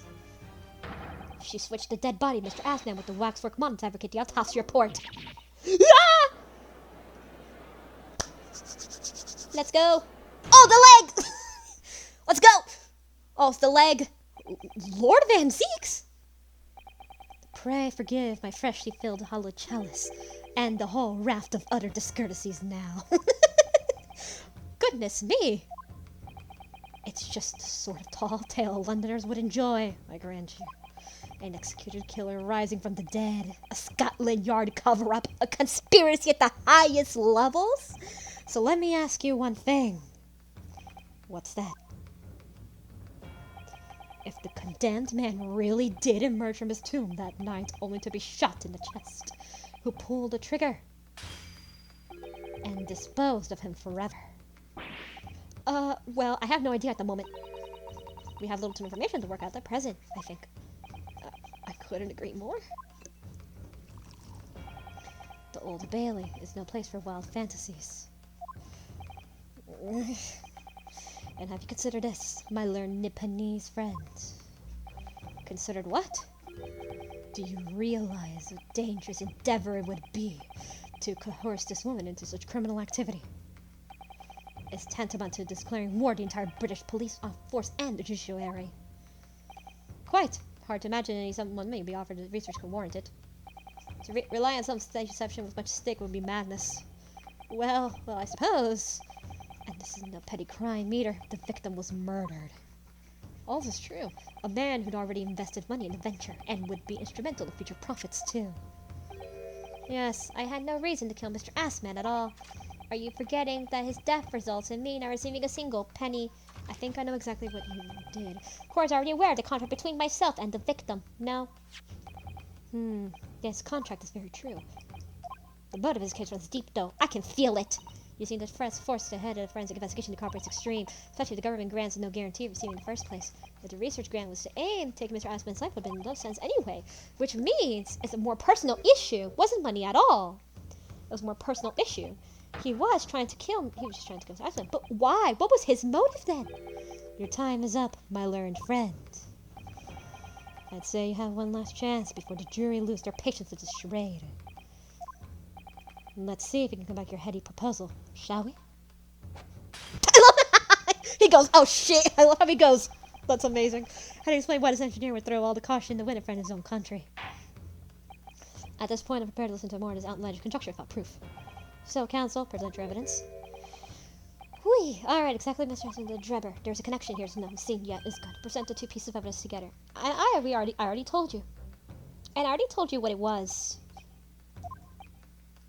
The article, again. The contract and the article. There's a newspaper article, my lord. That was written 10 years ago and the detail was examined already. What could it possibly tell us? That dribble should never have been written. Typical gutter press nonsense that means nothing. Yes, on its own, it's pretty significant. However, when considered alongside another piece of evidence, you'll come to explain your motive for wanting Mr. Assman dead. What other evidence? The contract itself. Counsel, would you present some evidence of a delay? This is the evidence of the contract. Whose signature is there? It's like the contract, my lord. Mr. Drebber, it's the contract you signed with Mr. Assman. Yes, that's right. The very document, in fact. That proves I had no reason to kill the man. Nope, I'm afraid not. What? There's something very significant that this newspaper article and the contract have in common. Really? The signature in that common link. It shows very clearly why you determined to kill Mr. Odie Assman. See if the defense has uncovered something the rest of us have missed. So, my learned friend, point out what these two pieces of evidence have in common. What exactly is the link between newspaper and the contract? Take that! The signature. What these two pieces have in common is the signature. A signature? The signature on the illustration that accompanies the 10-year-old article and the signature on the contract are the exact same, belong to the same person. What? Ah. And the court has heard this illustration was drawn 10 years ago. A newspaper reporter who found Mr. Drebber and interviewed him about this ordeal.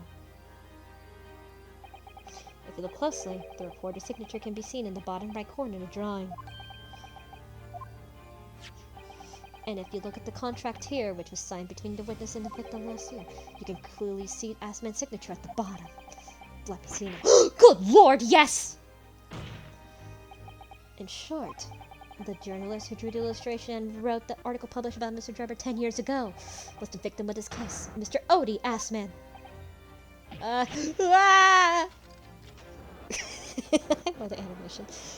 Oh, we're getting to the bottom of this. But explain to the court why. Why would it constitute a motive for the witness to murder Assman? Well, if you think back, you remember Mr. Drebber talked about the article in his testimony, and how he said it ruined his life?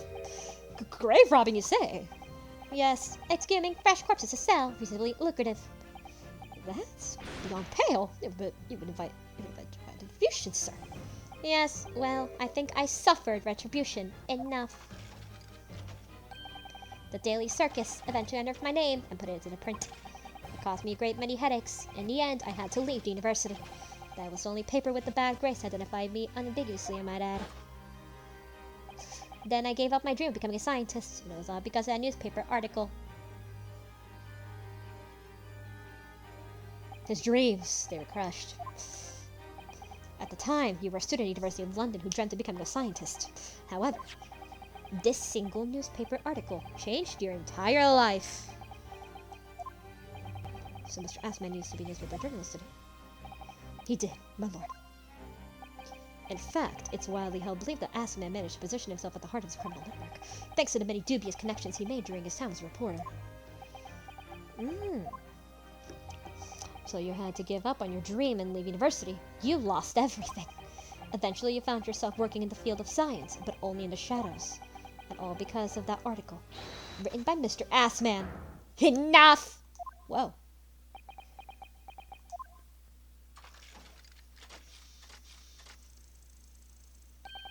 Stop this endless drivel about my life. What? Explain yourself, Mr. Drebber. Yes, it's true. I had to leave the university as a result of this article. But it was just a straw that broke the camel's back. What do you mean? Almost every student of science in the faculty was too poor to actually conduct any research, but they struggled on with their hypothesis anyway. We all did, only to have them taken by vultures. Sooner or later, you knew your ideas would be stolen and planted by some wretch or other after all. Good gracious! Making a name for yourself as a scientist in a climate like that was a miracle only select few geniuses could ever hope to achieve. Personally, I wasn't one of those geniuses. I was a Harleyan wretch. Being forced out of university because of Lowgate was the best thing that could have happened to me. Mr. Drebber, do you genuinely believe that? Of course I do. Who's better placed to know whether or not I possess a talent for science than me? I'm sorry to say, but your words don't ring true at all. How dare you! And I have evidence to prove it. How are you in position to say anything about me? I don't know you from Adam. Fine, if you think you have evidence, go ahead. Show it. What could possibly have proved the idea that I was leaving university because I lack talent? There was society.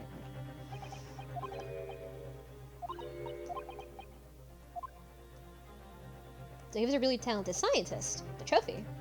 Take that! Do you remember this, Mr. Drebber? We found it at your workshop. Is that?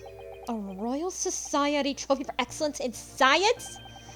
What exactly is this trophy council? It's the greatest honor that one could bestow on a young scientist, my lord. There is no higher accolade. It recognizes emerging talent and promises a bright future. Good gracious! Your prospects of the future were excellent, weren't they, Mr. Drebber? Because even then, you were a genius in your field. But you lost everything. You had no more future. Your talents would go to waste. All as a result of this one newspaper article. I don't know when you realized who Mr. Iceman was, but then it dawned on you that he was the same journalist who 10 years ago ruined your life. It's abundantly clear that you had no intention of forgiving the man.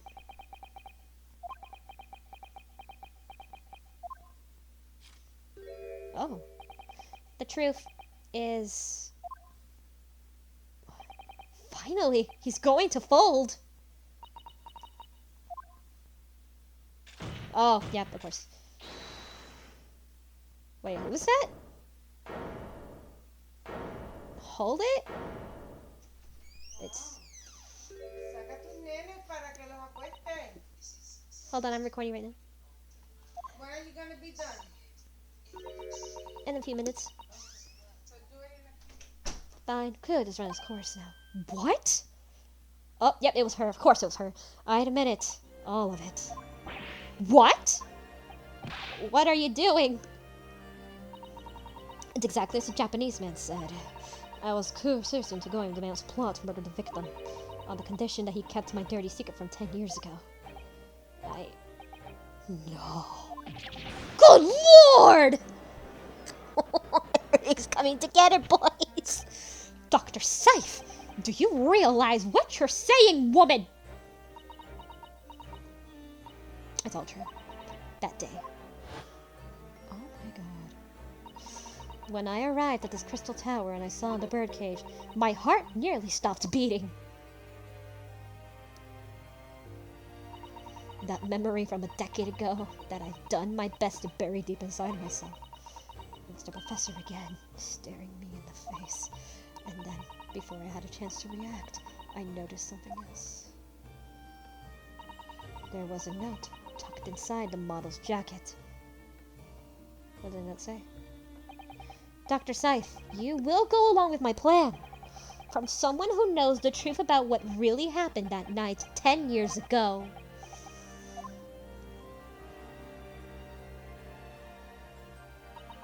All the instructions were in the note. Every detail was meticulously written out. Meticulously. I had no choice but to do what was said. I made necessary alterations to the scene and fabricated the autopsy report as instructed. There was really no other choice. It had to be done to protect the judiciary. I can only be apologized for now.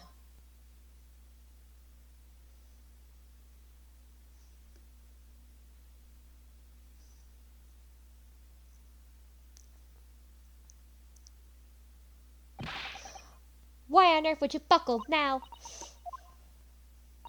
Well, there's no point trying to hide it anymore, is there?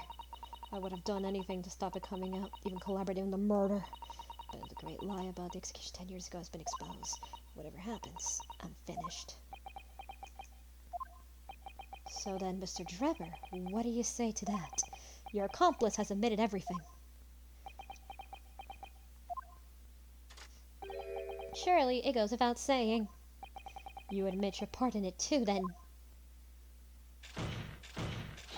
I admit nothing. At all. Oh my god. What? Oh, of course, he's still going on it. Have you forgotten that the kinesis machine was ripped to shreds by an explosion? Sort of me admitting crime. There's really no possible way to prove I did anything wrong because you blew it up, you asshole. No! Oh, god, great.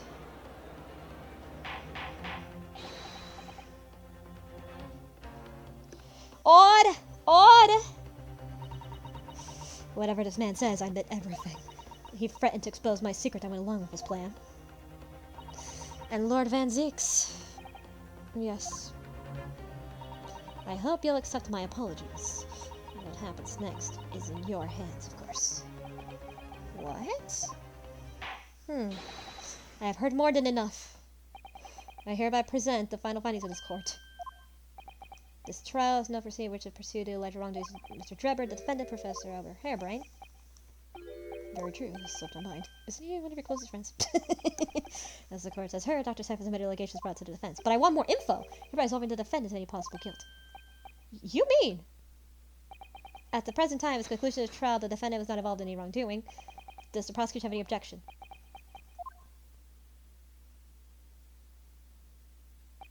None, my lord.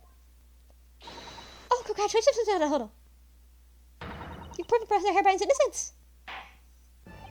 Without further ado, then, introduction. Unless the prosecution defends any matters to discuss, I think there is one thing. I don't know. Does feel quite right. Is everything alright, Mr. Nadahodo? Like I said before, his trial said that now the judge will certainly deliver a verdict of not guilty. But is it truthfully we really want? What the defense is pushing us now? Intermediate. It's further testimony, because I want to know more. Objection! Objection! The defense objects to the trial ending at this time, my lord. I beg your pardon?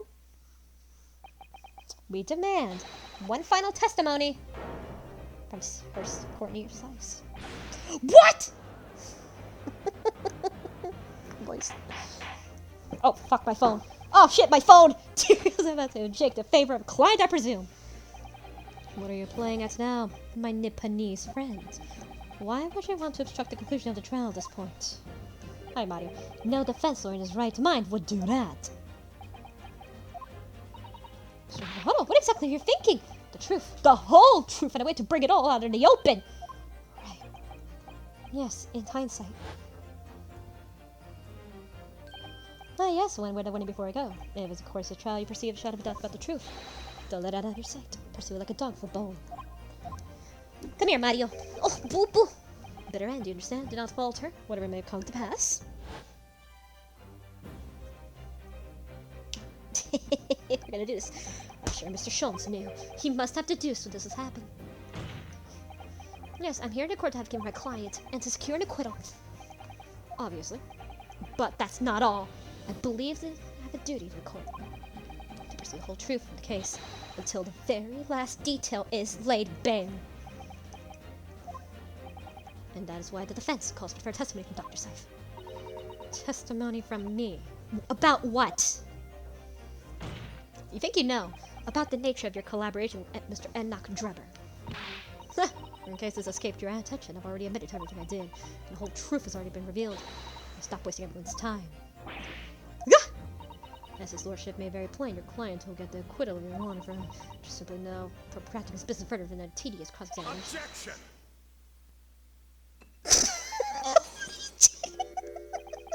Pray forgive my careless handling of that hollow bottle. I slipped. That's what you call it! What is your objection, Lord Van Zieks? The prosecution also calls for supplementary testimony from the witness. Holy don't be stupid! If there is more to this case than has yet to come to light, then I will join my learned friend pursuing the facts until the bitter end. You what? Lord Van Zieks. This is most irregular, must say at least. However, as the prosecution calls for it, uphold it. Dr. Seif will testify to the court and explain the full extent of her involvement in the murder apparently committed by Mr. Drebber. Very well. Alright, here we go. We're almost done. We're in the last stretch. We're almost there. It all began the scene when I saw the waxwork and the note tucked inside his jacket. The actual body of the victim, as indicated in the note's instructions, was beneath the experimentation stage. Yeah, knew it! The body had been arranged in certain ways to implicate the defendant, which was my job. I enlisted the help of the entire forensic investigation team to dress the scene appropriately. The truth about the execution 10 years ago stayed a secret to the highest level. I had to protect it. Well, sometimes the government secrets need to be revealed to the public to know the truth, because sometimes the people need to know everything about what the government's doing behind the scenes, you know? That's my belief, at least. My belief is that fuck government secrets, because, you know, sometimes you need to know the truth. Sometimes some things need to be known. Some things don't. That's how I feel. Some things need to be kept secret, others don't. That's how I feel about it. This one is not deception, so it seems, and all moves will be prepared as well as you do it. You're a very shrewd boy. So kind of you to say. What about this autopsy report then? All I did was record the location of the bodies being Crystal Tower instead of under the stage. That's all? It's terrible corruption! Only my team were aware of the deceit, and then only under my exclusive instructions. Nobody else at Scotland Yard knew anything about it, I assured you. I'm not too thankful for small mercies, I suppose. No matter. Well, I believe this testimony has clarified everything. There's no particular need for cross-examination, I would say. No, I disagree. I can't take the feeling there's something wrong. I just look at the expression on Dr. Sai's face. This is offensive right to cross-examine for testimony. What if that Japanese makes you all doggedly persistent? Well, very well. The desired counsel cross-examination. Yes, my lord. Come here, boy.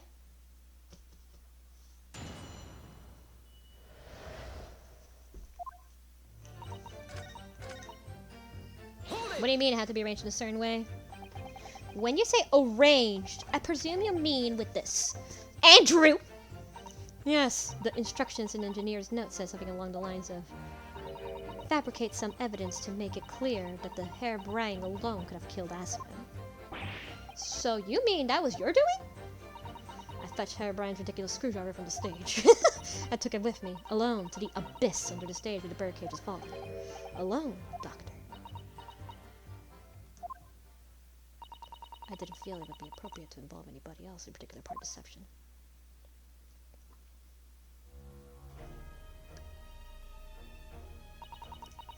There was a void under the stage where they found the birdcage lying to the dirt. I approached it, leaned down, and slowly opened it up.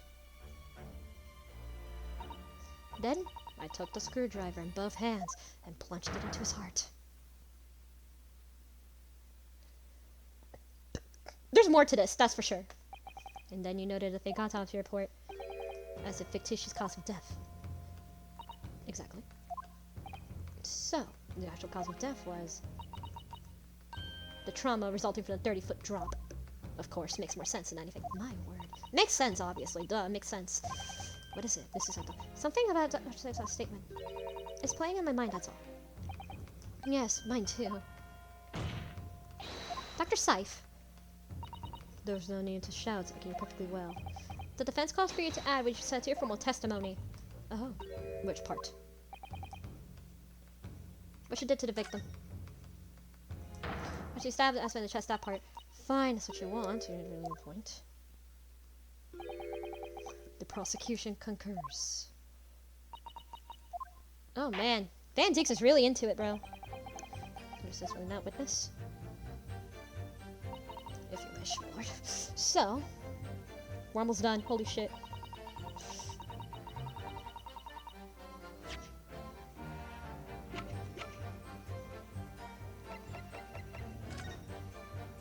It's right there, isn't it? That's the exact spot. So that's the exact spot.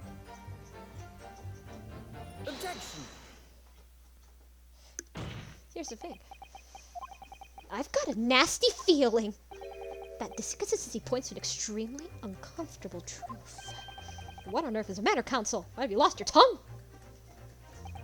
I apologize, my lord. Dr. Saif, in the last statement, there's just one point. That this seems to defy explanation. Off with it, my learned friend. There is one obvious inconsistency. It's between your description and his photograph, which shows the victim in birdcage following the events led to his death. Their court has already examined the photograph in depth. There's nothing we can learn from it. But why is he still bleeding? Yes, he's already concurred, that's true. But is he supposed to be dead? Why is he still bleeding? None of that could be different. What do you mean?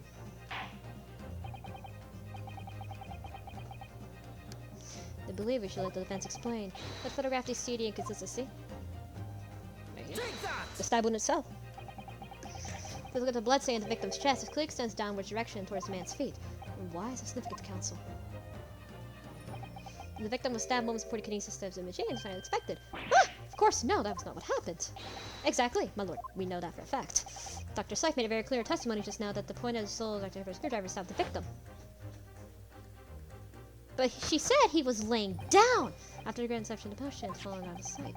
The shape of it is clear the birdcage had fallen on its side after a 30-foot drop, and the victim had really been stabbed while it was inside the birdcage position. And the blood flow would have been directly and equally in all directions. While it had formed a long longitude appearance we see in the pictures, inconceivable! Ah! Oh. Given that the victim's blood seeped vertically downwards in the wound, it must be the case when you stabbed Aspen. He was standing up. In short, Dr. Seif, your latest testimony was a total fabrication. Oh. Yeah, 2-hour video, but still worth it. I knew it. I was right. Now I've identified the contradiction. There's only one way to speak the facts. Misapprehension here. What? What sort of misapprehension? Dr. Seif. You claim you succeeded in helping Mr. Drebber. Mr. Drebber resulted in no he left the waxwork. You claim that made changes to the scene of crimes every defendant. And you claim that you afforded us a fake autopsy report to cover your tracks. But one of those claims is out and out lie, because of the question that Bloodstain really tells us is only one possible answer. Isn't the case? What is it, man? Counsel? I clearly stuck up a revelation. Tell the court what it is. Part of their story be a lie. The stabbing of the victim. The answer is very simple if you consider the sequence of events. What if this stabbed the victim, stabbing the blood wound seeped downstairs as it did? You can be sure that the victim must have been either sitting or standing up straight at the time. You should basically point it. The birdcage would have fallen on this side when it fell beneath the stage. Yes, it would, which tells us that the truth must be in the position of his own accordance. Objection! That is impossible! The man was dead, remember? No, that is misapprehension! We're almost done. Holy shit. When the birdcage fell from the stage in the void below, they must have been hit the ground with a considerable force. He was still alive! He was still alive! But Mr. Assman didn't die in the fall! He was just injured, but he was still alive. Probably lost consciousness for a while, but when he came around, he got to his feet to climb out of the cage. And then just as Dr. Seif appeared, and stabbed him right in the heart. So the stab is the true cause of death. If the victim was in fact alive at the point in time, it changes everything.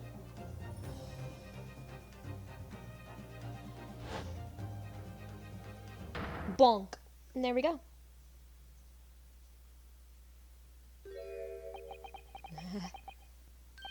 Ah!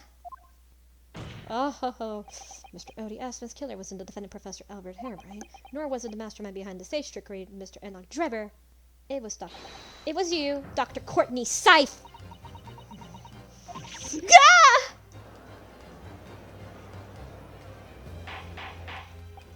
Odd! Can this possibly be true? Have you been taking me for a fool? It was you, was it? You killed him! You hoped that by admitting to being an accomplice in Mr. Drebber's scheme, the trial would end before you were accused of far worse crime. Cold-blooded murder. Oh, do shut up! You're so desperate now you're making all this up. As if I would do something like that. Objection! I assure you, the defense is not desperate, Doctor. Mr. Nadahoda was established the facts by using evidence and logic alone. Logic? Don't make me laugh. Sadly, your logic is a gaping hole in it. The motive. What do you mean? Motive. I thought it was obvious. Motive, boy. You're lacking a motive. What's possible reason I would have to kill Mr. Assman? If Assman was involved in a number of criminal activities, Gratian would have to murder. But there is no connection to Dr. Seif there. I'm rather relieved to say that it does seem somewhat far-fetched. True, there's no obvious motive, but there's still something in the back of my mind. If I've seen someone, that hints of why a conqueror might have done this. Yes, I might have tampered with the crime scene and conducted a fake report, but murdering someone for the real reason is a very different story. No, I have a question of possible reason you could have something did come to mind. What? The scalpels! Oh, that console light to the court at once.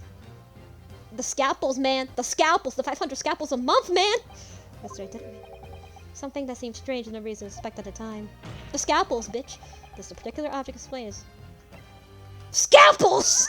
It was scalpels! It's a scalpel. Or rather, scalpels. Did you say scalpels? Huh? It would appear that the word has struck a chord, Doctor. You? Come on, out with it! It was yesterday when we visited your laboratory. It looks like this big, thick book here. As it appears to be a county ledger. Recorded forensic investigation team suspending, I think. Oh? What is it? It's clear that the team purchases various equipment supplies on a monthly basis, but, well, one of the entries seems rather strange. Really? What way? They're buying 500 scalpels every month. That's a lot of scalpels, bro. Holy shit. How many scalpels? 500 scalpels is out of context line for the entire case. 500 scalpels. Just say that. 500 scalpels? A month? That's a lot of scalpels. First I wondered what everyone would be using all the many scalpels for. But actually, I realized not the scalpels themselves are significant. It's the money for them disappearing every month into the department's accounts. Asman's criminal organization rely heavily on extortion from its funding, tracing the money from the forensic investigation team's account to find where it was going. Would be extremely straightforward. 10 years ago, when Mr. Asman was still a journalist and wrote this article about Mr. Drebber, he may have well stumbled upon information that he was researching the story. Information relating Dr. Sife's darkest secrets, and that he would use track of money from her the next decade. Her darkest secret. Good lord, you mean? Yes. I don't know what happened on that night of the execution 10 years ago, but clearly the opportunity to rid yourself of that menace was too tempting to pass up. So in the end, you weren't coerced at all, were you? You did it entirely on your own free will. You stabbed Mr. Asman in the heart with all your might. To silence the blackmailer who knew your darkest secret forever. You'll never understand? None of you! We've had to keep covered up all these long years.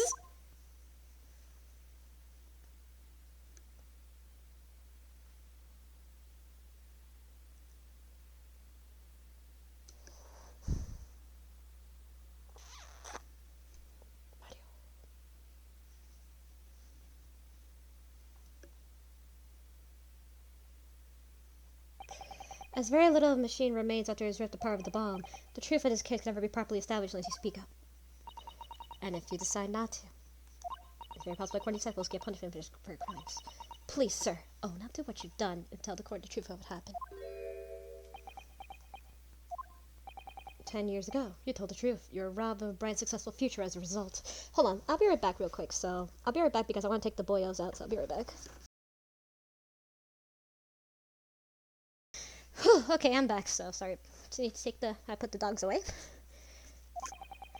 I can certainly understand your bitterness and your constriction now. However,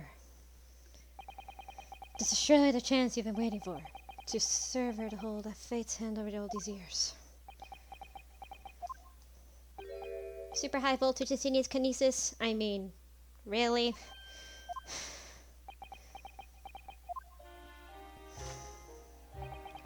It's the addled brain mock scientists that are the worst, you know? They don't recognize the fact that they don't have the talent. They can't even get that right. And so they end up chasing impossible dreams, having unbridled faith in their abilities. They go on and on about their wonderful hypothesis, their stupid eyes shining like that little child's. They make me sick! I can't abide their foolishness! Careful, Mr. Drebber. I was particularly pleased with the kinesis machine. It made for quite the show, didn't it? It was a show. So you admit it? It was all fake? You admit that it was nothing more than a sham made for the purpose of killing the victim? Yes, I admit it. I did it all in the name of revenge. Revenge for the future that Mr. Asman's article had deprived of you 10 years earlier. But the revenge you sought didn't stop at Asman, did it? Which is where the very particular waxwork comes in. Yes, I see. the condemned convict that you saw rising from the grave in Longate Cemetery 10 years ago. If your account of those events was all true, then obviously Scotland Yard couldn't afford to acknowledge what had happened, even if it meant discrediting a bright young man and crushing any future career he might have had. So your plan required you to abduct a particular waxwork model in order to exact your revenge on Scotland Yard as well, or on Dr. Syke to be precise.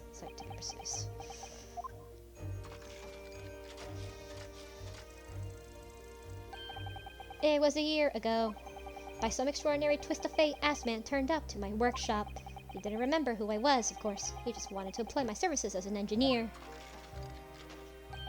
And he happened to have a paper with him. An article on the front page caught my eye about the coroner who handled the bogus autopsy being appointed head of the new forensic team. When I learned that news, my cognitive processes started to devise the plan. What a horrid tale. He robbed me of my future, so I wanted to use that man's own willies against him for revenge, and have that rotten Scotland Yard eating out of my hand at the same time. I wanted them all to suffer the same humiliation I've had to suffer.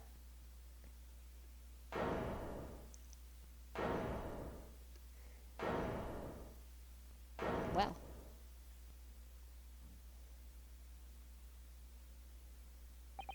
Your actions against those who ruined your future were justified as revenge, at least to yourself. Certainly, no one has the right to destroy another's prospects, especially for purely selfish gain. And yet, in carrying out your plan, you did exactly that to someone else, didn't you? Professor Harebrain's only crime was passion for his hypothesis, but you had no compunction about sacrificing his future to effect your revenge. The irony about all this, you knew that he would be forever branded a failure and a fraud. Perhaps life treated you unfairly 10 years ago, and others' misconduct left your life in tatters. But remember this. Your own actions resulted in exactly the same thing for another perfectly innocent young man.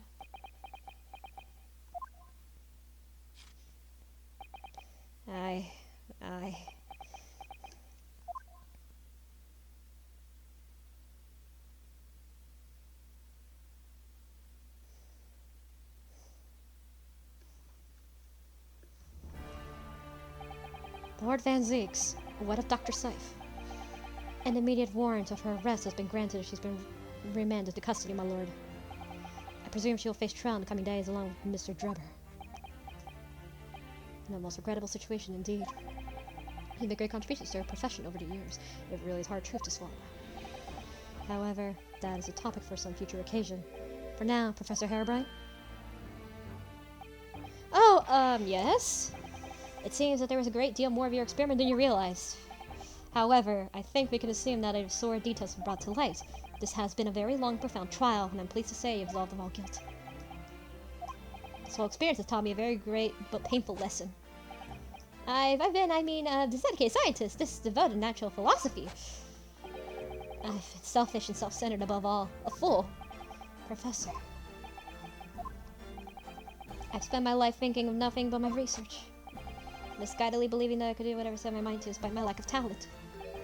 And the worst of it is, in the process I've caused others pain and misery. Others who were far, far greater people than I.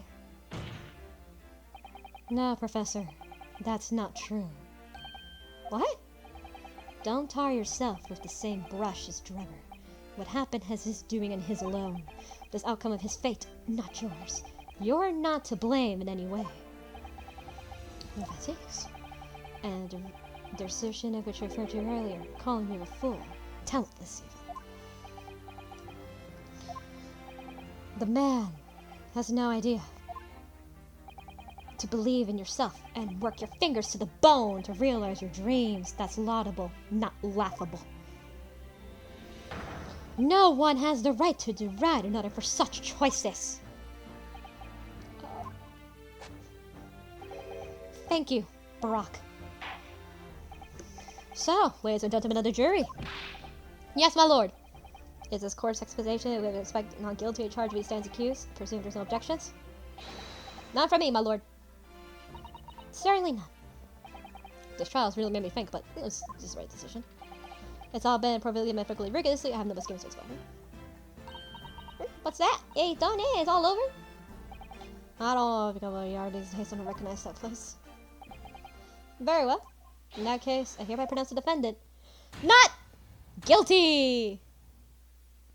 Yay! We did it! There we go. After a long trial, we did it. 2 hours. Woo! Court is adjourned. Woo! Nice. Alright. Oh, thank God we did it. It's over. That was some trial.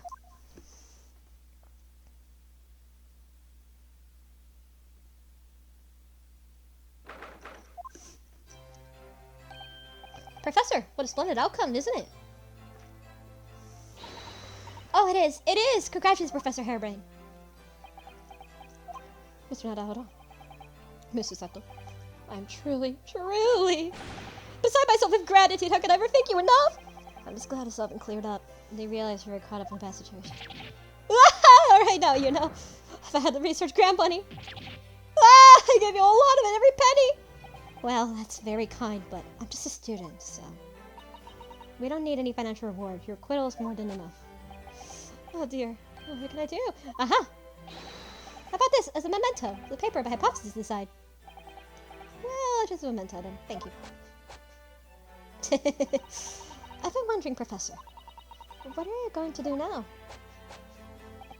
Oh my. Yes. What am I going to do? My hypothesis is ruins. But still, it's been too long since I last was in London, so I perhaps interest in sightseeing. Let's explore a great exhibition while I'm here too, so your new inspiration hits me. Oh yes, that's a wonderful idea! I can't allow that. Hi! Hi! Lord Van Zeeks? What are you doing here? Brock? I'm sorry you had to go through that, Albert. Well, if I'm honest, it was terrifying. You were like a great demon behind your bench there, snarling down on your prey. You're one of the few true friends I have. I couldn't leave it to anybody else to handle the prosecution or the defense. Sorry? Or the defense? Did I just hear that right? I always knew that you had my best interest at heart. Don't worry. How about you show me around while I'm here in town? It's been a long time since we left university. We have a lot to catch up to. Listen, Albert. In a few days, your acquittal will be official. When that happens, you must head straight to Dover. I'll accompany you. What? From there, you'll cross the channel and make your way back to Germany. I've already purchased the tickets. But no! Hold on a minute, Barack. What about the Great Exhibition? So I said for me. No sightseeing, Albert. Give up on the idea. Oh, he's scared about his own idea. Sometimes it's hard to see it any warmth in his eyes, Barack. Lord Van Zeeks. What's all this about? A necessary precaution. Yes, I think I understand. You do? The Reaper de Bailey. Well, Edie's told me to invite Lord Van Zeeks to his office some time ago. He's asked me what he's doing. Yes, that's right. I remember surprised at that, but it's making a nice show at the same time. The point is, Mr. Ronson is still alive and doing well, even though it's been more than 6 months now since he stood trial to Reaper as prosecutor. Ah, you mean the Reaper influence doesn't stretch overseas? Those in the Reaper's sights meet their ends days, sometimes with months after reacquittal. It's been a pattern up to now. But of course, we know that both Natsuma and Gina were completely innocent. True. And perhaps that governs the Reaper's actions. The truly innocent are spared. But I don't want to take any chances with a close personal friend. Barack! Like the mustached Nipponese, this man should leave the country without a delay. That's why I'm packing him off to Germany at once. Right. Does your friend-shaped package get any say in that? Goodness, was this your intention all along then, Lord Van Zeeks? In court, where people think of him as a Reaper, this man seems to be absolutely merciless, and yet, sometimes I feel as though I don't understand him at all. It's time to go, Albert. Back to the prison for the time being. Ah, yes, alright. Well then, Mr. Nadahodo. Thank you very much for everything. Not at all, Professor. It was a pleasure getting to know you. Best wishes, Professor Harry. Well, once the dust is settled, you must come to visit me in Germany. Anyway, goodbye for now.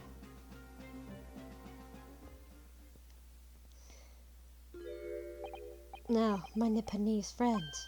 Oh, yes. I thought you'd be gone too. We have matters to discuss. Can you spare me some time? You want to talk? With me? I'll be waiting in the courtroom. 10 minutes. What? Well, that was strange. For some reason, I didn't get the sense of impending doom as what has passed in discern.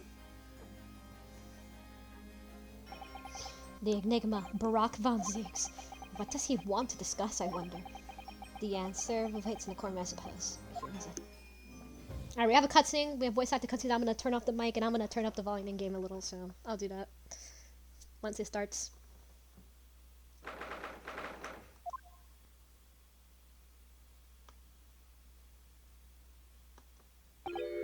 So, are you satisfied? You saved a goodness scientist from a great injustice. Yes, I think so. So I turned it up just so I'm gonna turn off the mic once we get ready for that, because I know it's gonna come up. I think so. I'm relieved at least. That's the man's innocence could be proven. Anyway, I imagine you've been wondering where my animosity towards you Nipponese comes from.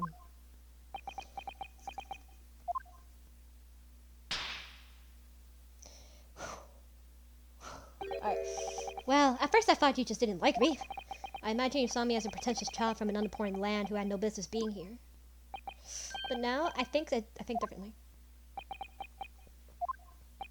You clearly know our ways, so I would guess that some specific incident led you to your dislike of my race. Will you tell me what happened? Please. The professor. I thought I'd never heard that name in this courtroom again, to be honest. He took your brother's life. Clint, my brother, was Clint Van Zieks. 16 years ago, when I was still just in my teens, he was already the director of prosecutions, and a key member of the judiciary. I looked up to him. He was everything I aspired to be. He was involved in the establishment of justice systems in foreign countries as well. There were exchange programs between Britain and other nations then too, to share knowledge and ideas. As part of one of those programs, 3 judicial students came to Britain from your homeland, the Empire of Japan. Oh, if it was 16 years ago, then one of them could have been my father. Of course. I remember Dr. Mikotoba well. I had no idea. I was a minor at the time, training in the prosecutor's office. One day, Clint introduced me to the 3 visiting Nipponese. So, you've actually met my father? He and his colleagues were polite and amicable. They were adept to their work and exacting their standards. It was my first encounter with the Nipponese spirit, and it made a very great impression upon me. But 6 years later, that's when it happened. The investigation was going nowhere. There were no suspects even, just an ever-growing list of victims. And then in the end, my brother became one of them. The last, in fact, before the case was finally resolved. I'm so sorry, Lord Van Zieks. Truly. Clint was always ready to put his life on the line for justice anyway, so he couldn't have won it any other way. He lost his life to the killer, but it was his victory in the end. For me, personally though, it was a great loss. I found myself in a very dark place indeed. When I finally found out the killer's identity, the reason why no one had been able to catch the man sooner ceased to be such a mystery. He'd been hiding in plain sight all this time. In plain sight? Are you aware of the political events 10 years ago? It was a period of extremely sensitive diplomacy between the British and Japanese empires. A new treaty was being forged, I think. Correct. The Anglo-Japanese Treaty of Friendship and Navigation was being concluded. The leaders of both countries were deep in extensive political discussions. Politics, alright. Which is why this particular killer's appearance in court was conducted a close trial. If the British public had known the identity of the killer, not only would the treaty have been in jeopardy, but our two nations could have very well ended up at war. What? A war between Britain and Japan? But that would mean... Oh my! You mean to say the professor was... Alright, let me turn off the mic. When the trial reached its conclusion earlier, I thought to myself, yes, it's time. Time for you to come face to face with this hideous monster. I borrowed the key for the mask from the proprietress of the Waxwork Museum. So see for yourselves now. Confirm it with your own eyes. The truth that's been hidden this past decade.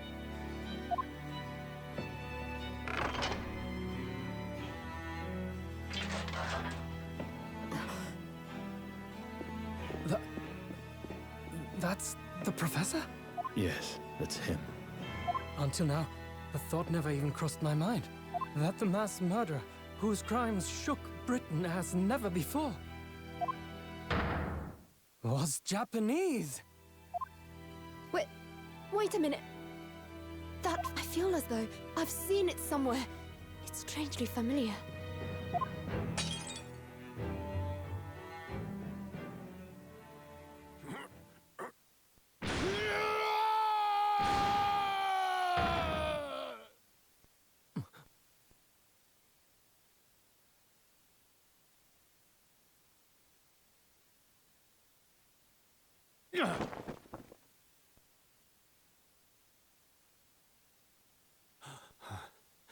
Father.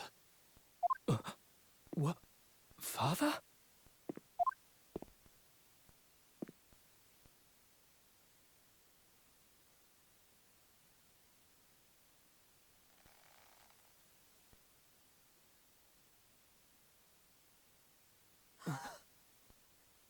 Kazuma!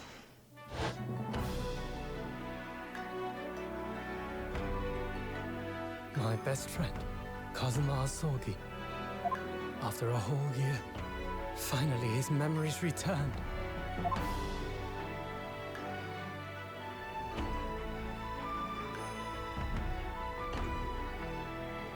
As he stood there before me,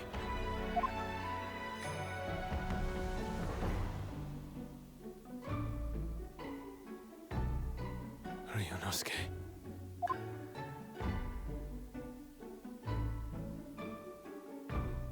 Hello again. My friend. Kazuma-sama! Judicial Assistant Mikotoba.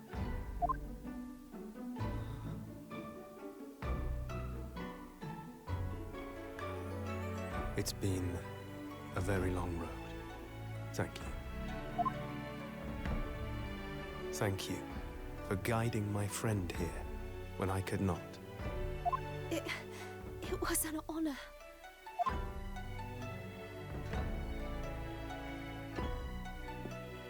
I knew you wouldn't die that easily, Kazuma. I owe you thanks, too, for taking good care of that in my absence. Oh. Karuma, the great blade of the Asogi clan, passed down through the generations.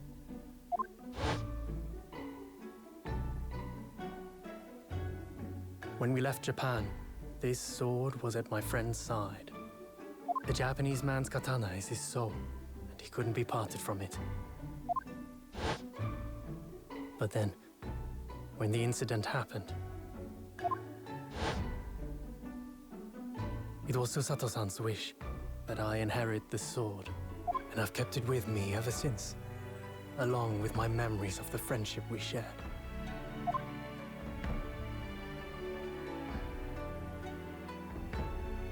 With this by my side, I always felt that you were watching over me somehow.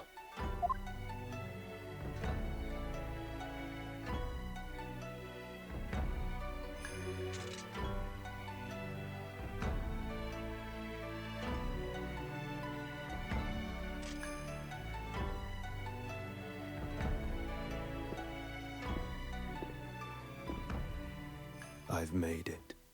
At last. Father. Are you saying... Surely not. You mean, you knew all this time? I'm looking at it. But... I still can't believe it. This mass murderer is Kazuma's father.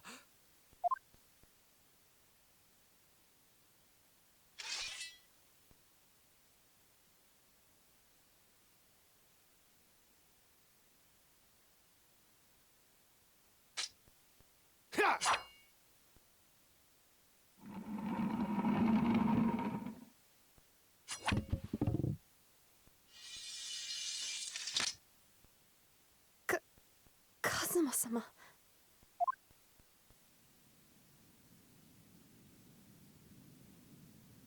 Ryunosuke, we have much to talk about.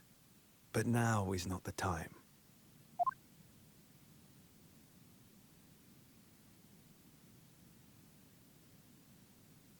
I'll be seeing you.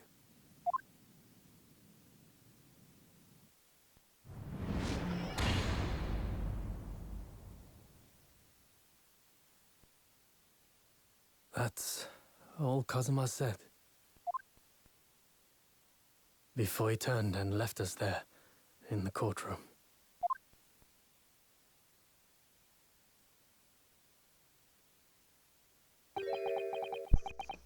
So he's the living after image of the man who took my brother's life.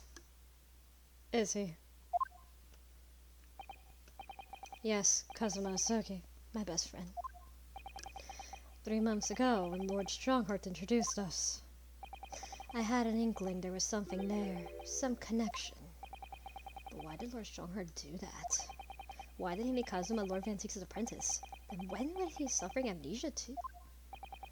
The man was apprehended, even executed, but his legacy just won't die. That's the sad truth. Anyway, that's all I had to say. I thank you for meeting with me as I asked.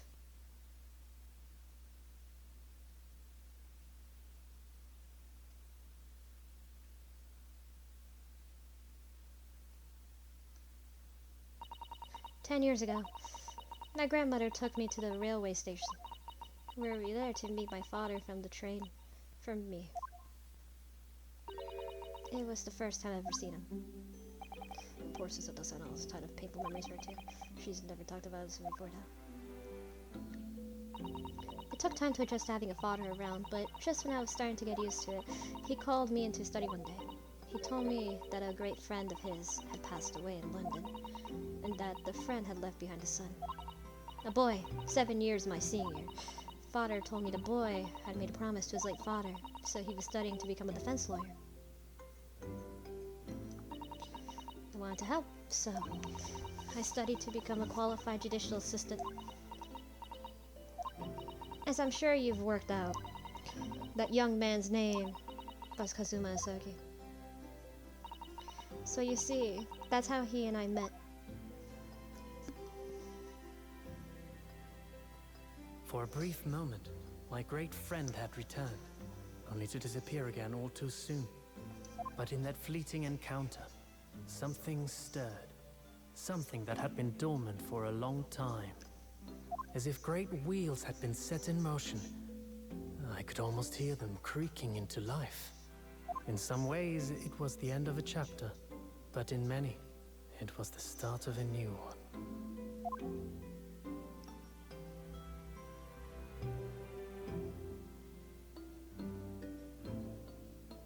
Oh boy! Well, that's it!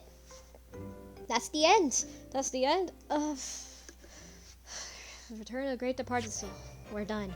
So anyway, hope you guys enjoyed the video. Please like, comment, subscribe, whatever. And next time, we're gonna go ahead and start the final case. The final case, or technically this is kind of like a final case, but I don't know how.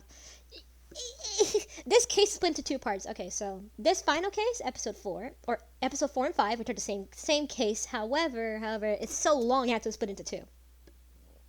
It's pretty long, so get ready for a lot of episodes. Get ready for that, just a warning. But yeah, episode 4 and 5, they're both the same case. Keep that in mind.